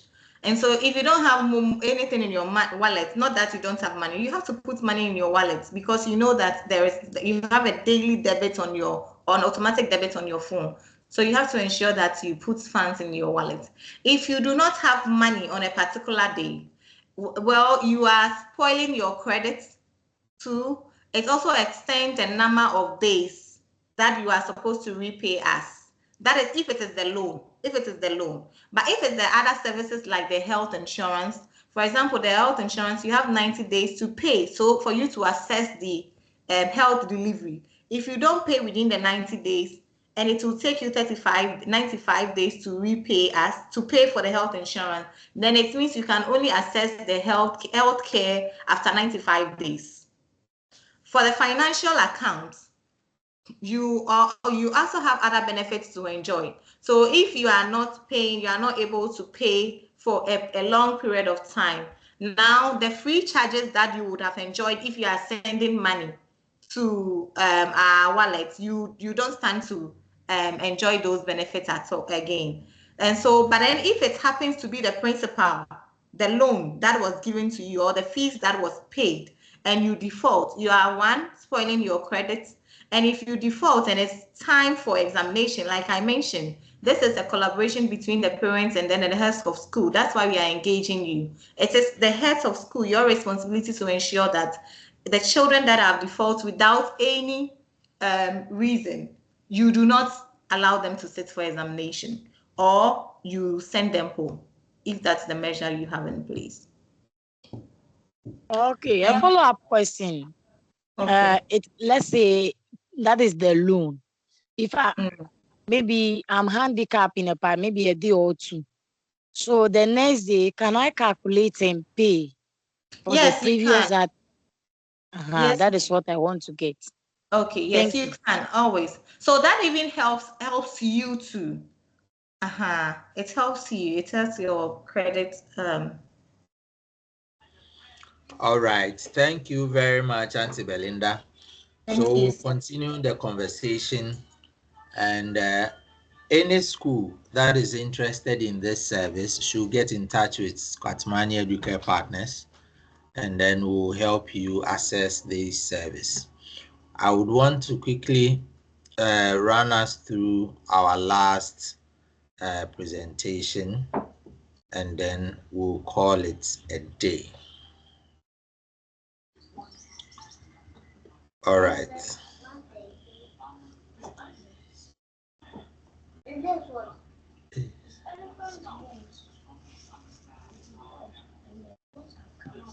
All right, so I'm just going to take us through.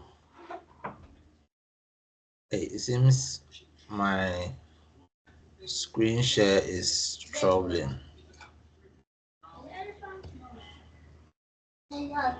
All right, let me do it again. All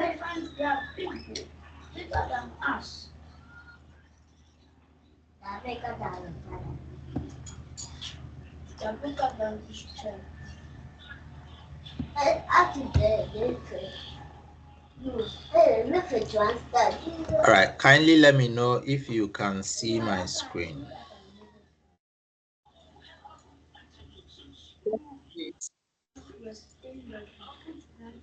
Please, can you see my screen? Yes, please.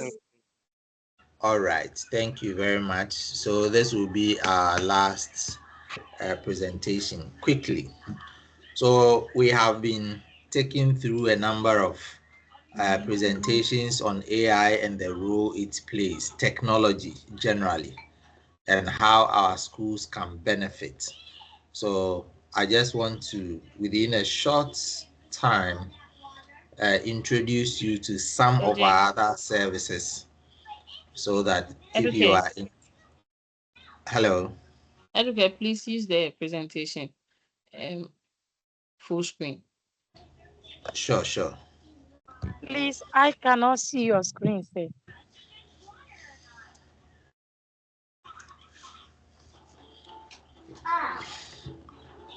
All right.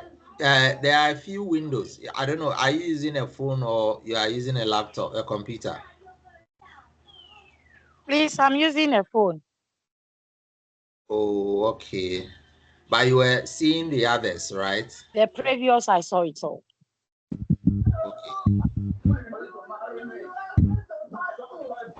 Okay, let's see how it goes. So we are looking at some of the advantages. Please, is it that we have to see your face or you are sharing a screen? Which of them are you seeing? Both are. I'm seeing your face. I'm seeing your face. But I can't see the screen that you are sharing. Can you see the screen now? No, please. But can the rest see? Yes, we can. Yes, we can see. It We may can be see everything. it's due to the network issues with the phone. With the phone, that's why. But I can see your presentation. We can see everything here. Yes, I can see everything here. All right. On the phone. The phone, unless you are there. All right, so having been taken through all these things about how technology is helping, now I also want to re-emphasize that our classrooms are moving out of the traditional classrooms we knew. Now we are expanding with technology to even include others who are far from our classrooms. We can still engage them. So instead of a static space, now the classrooms have become a dynamic ecosystem that connects others. We are able to do personalized and adaptive learning with technology. We have immersive technologies that help us to experience the realities of the theories we are studying with the help of augmented reality or artificial virtual reality devices, we are able to get the students to feel, even go for field trips in the virtual world. That's having a very imprintable memory of whatever you are studying, unforgettable memories. We also are able to have data-driven decisions based on all the analytics we are able to get from the data we have in place. So we want to make sure that we are able to also benefit our schools. I want to believe that we know as school leaders that even the government of Ghana, within the tenure of the MPP government, officially signed up for some gamified learning applications like Minecraft and so on and so forth. When you go into the secondary schools, these things are very active. Gamified learning to make sure that the children grasp the concepts very well. And that is what we want to also engage. Now, after all the things we have spoken about, if there is a school which is comfortable doing the things as they have been done previously, then we say that you have some risk in standing still and not adapting the right technology. There is a gap between the haves and the have-nots. Now, technology usage in the classroom is no longer a luxury. It is a necessity for education. So we want to bridge the gap. Once they come to school, there should be something that is preparing them for the opportunities in the future through digitalization. We also want to be sure that we are able to increase student engagement. So if you are not using any interactive devices in their classrooms and it's just textbooks, it makes it difficult. It decreases the student engagement and preparedness for the future, as has been said earlier. And then we also you suffer inefficient resource management, because now we have technology helping to do a lot of the things that if you have to do them manually becomes more time consuming and less cost effective. And then inability to attract and retain talent, both students and then educators as well. If you have a school that has gadgets, that has devices that make teaching very interesting for the teacher, they would also want such an environment, not the kind of environment we saw in the first presentation, where as an ICT teacher, you have to even draw the computer and then word on the board. But when you have interactive devices, it helps to make everything good. So you have both the teachers and the students. When the students come to school and they have very good and smart technology to learn with, it makes the students more engaged and it helps you even in your enrollment. So we encourage everybody to do. So one of the first things you need to do, you need to assess and identify the needs you have within your schools, so that you know what selected solutions will help you deliver a better outcome in your schools. You also have to invest in, once teachers are going to handle these things, whatever solutions you want to bring to enhance your educational delivery, because it's going to be implemented by teachers, you have to make sure that the teachers are also trained. You can't have analog teachers delivering digital education. You have to train to make sure that the teachers can do what they are required to do. So continuous professional development comes in, and then you come to the implementation and you make sure that You are always looking at equity and access and improve on whatever it is you have implemented. Once you are able to adapt the right technology, the outcome you have is that you have students learning personalized, engaged, so that it makes learning beneficial to everyone. For your educators, when they have powerful tools to be able to teach and learn with, it makes it easier. For administrators, you get streamlined operations. So we have several things that are helping administrators for the work to be easier than it used to be done just pen and paper. Now, at the click of a button, you can have reports generated, whether daily or weekly, instead of sitting down trying to conjecture all these things, looking for information from all the books that you have in a school. Now you have technology to help you do that very easily.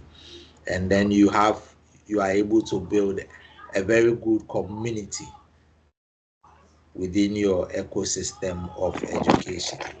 I want us to see these are some of the other services.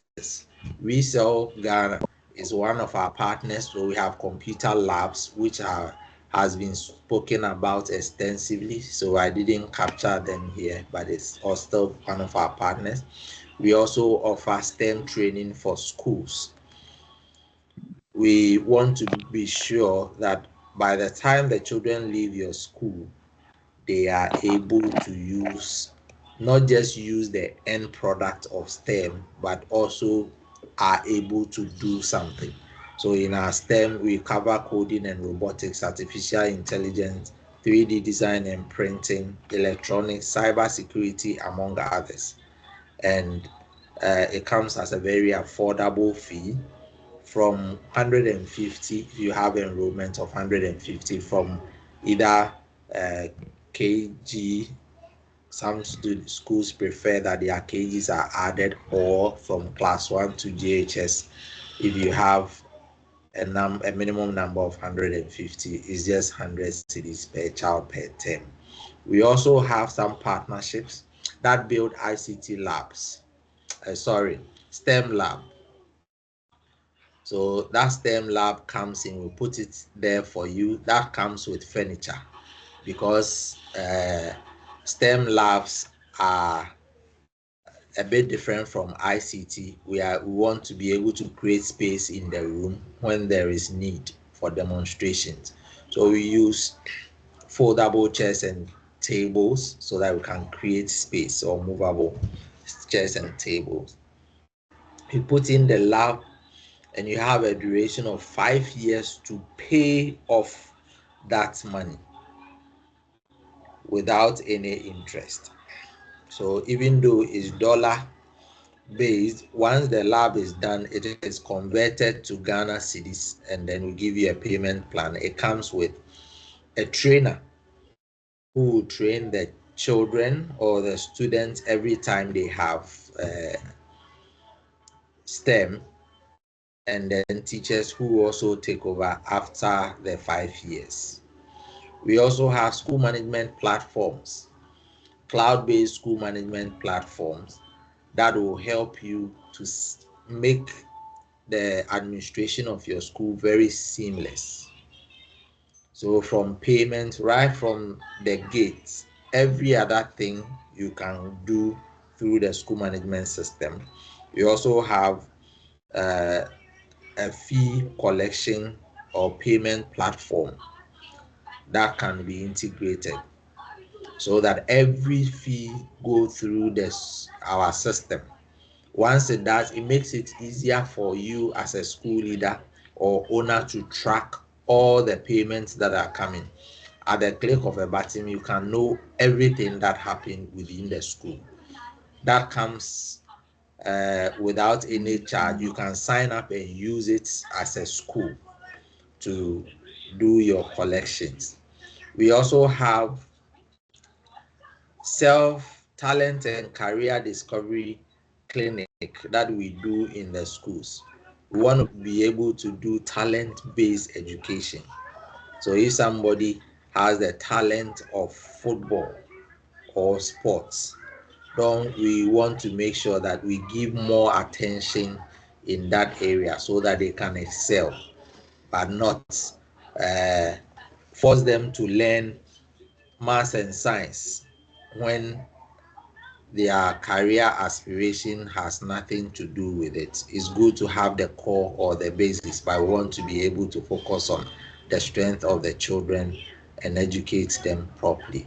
Our school management system also come with school attendance and security systems, a clocking device that marks attendance for every child and then a teacher or worker as well, to make sure everybody is being tracked and tracked well.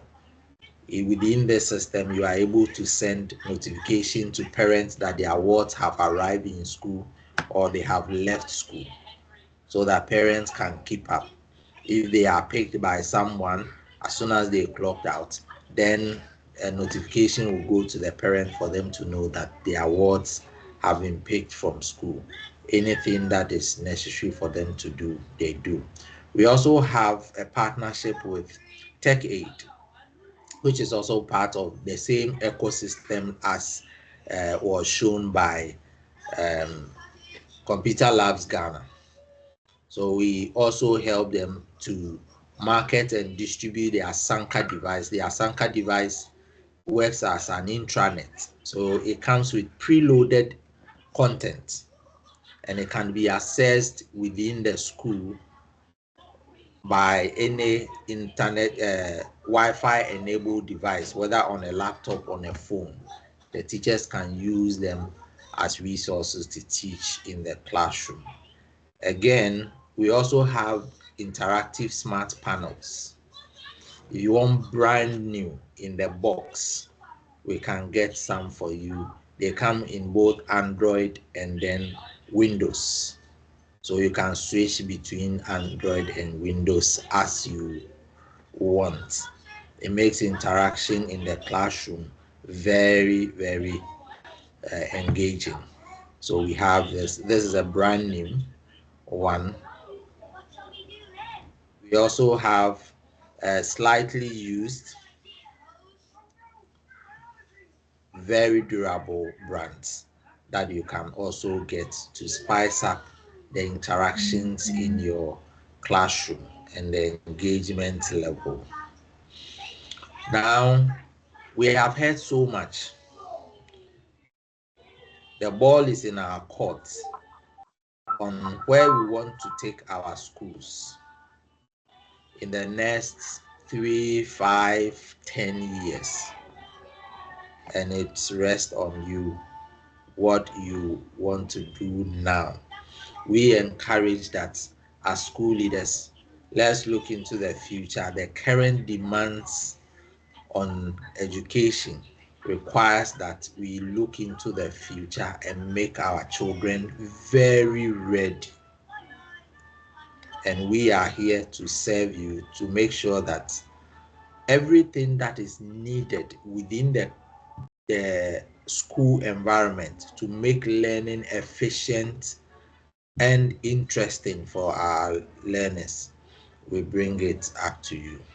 So we invite you to work with us, partner with us, so that we can make sure that together the African child, the Ghanaian child, is prepared for the future.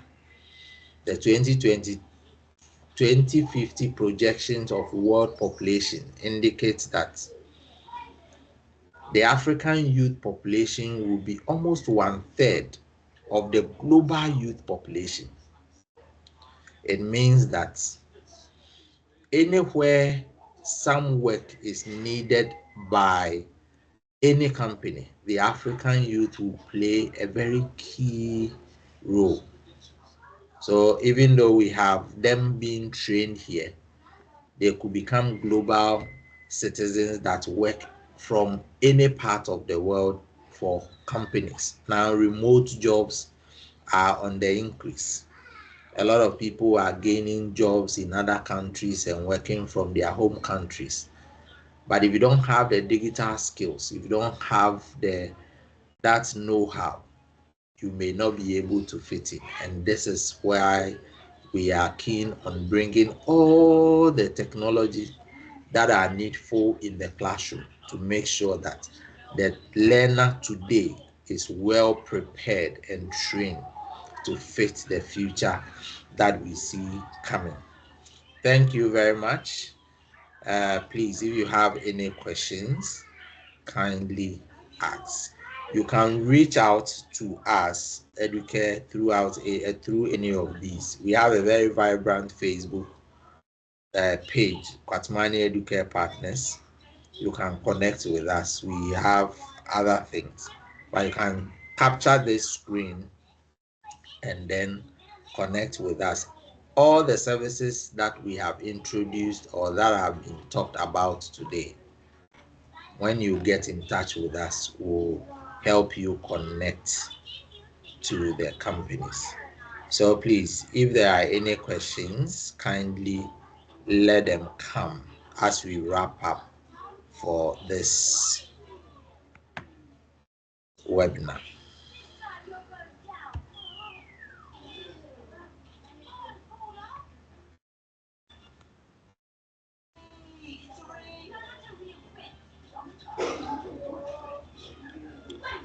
Please, any questions?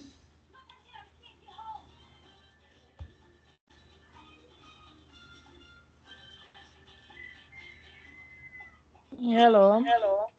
Yes. Please, with me is not a question, but I'm thinking if we can make some of the services an app that one can easily access, then the charges are paid directly. Okay. It's a suggestion. So, yes, we will explore and see because the partners are many. Okay. We'll see how we'll be able to do that. If there's an opportunity to do that, then we start from one of the service from one to the other gradually. Okay. Thank you so much for the time. All right. Please, any other questions?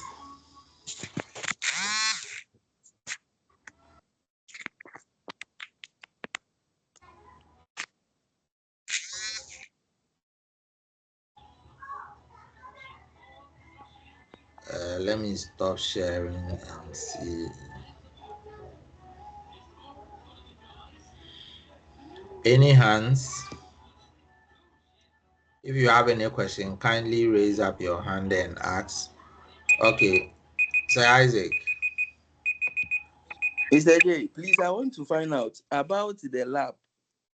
How do we go about it? Where do we start from if my school is interested? Thank you. You mean the STEM lab? Yes, sir. Okay. So we'll share a form to the platform. If you are interested in any of the services, just fill out the information and then we'll get back to you. We'll book an appointment, come and look at where you want to use for either ICT lab or a STEM lab, and then we'll begin the conversation also from there. Any other questions, please?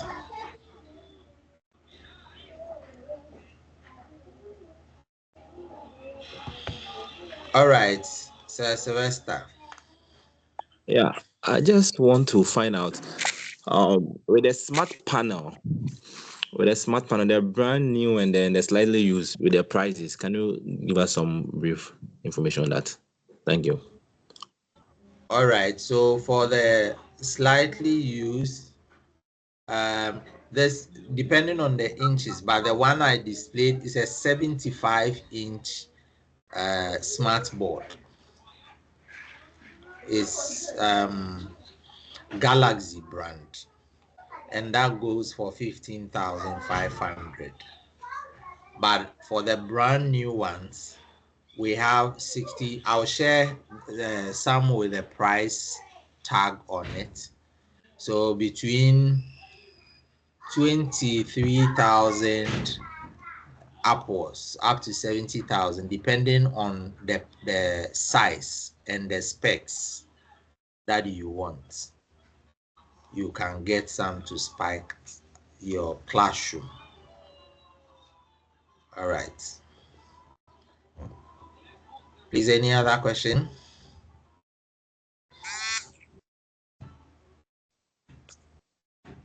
All right. So on this note,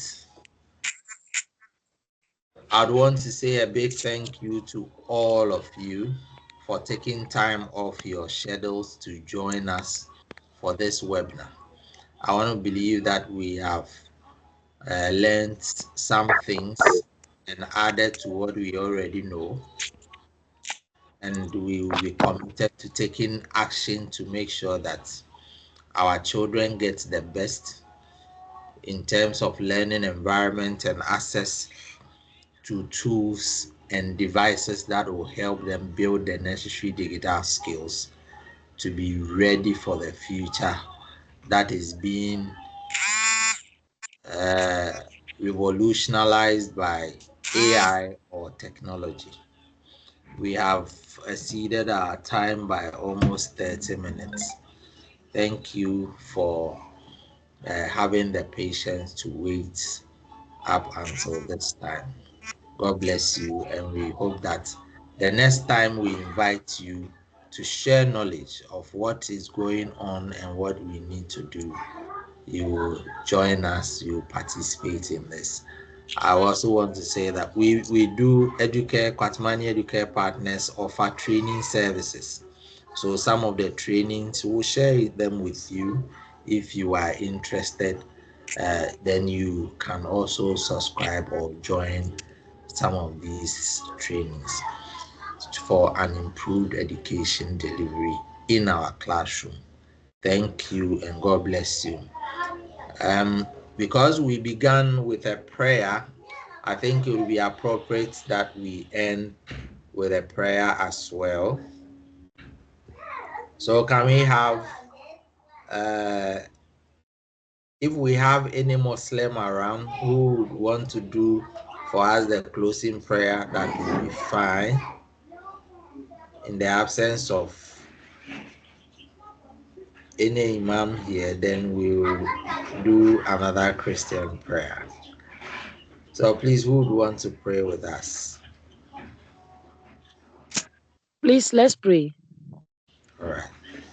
Our most gracious and everlasting Father, we thank you for a successful session here.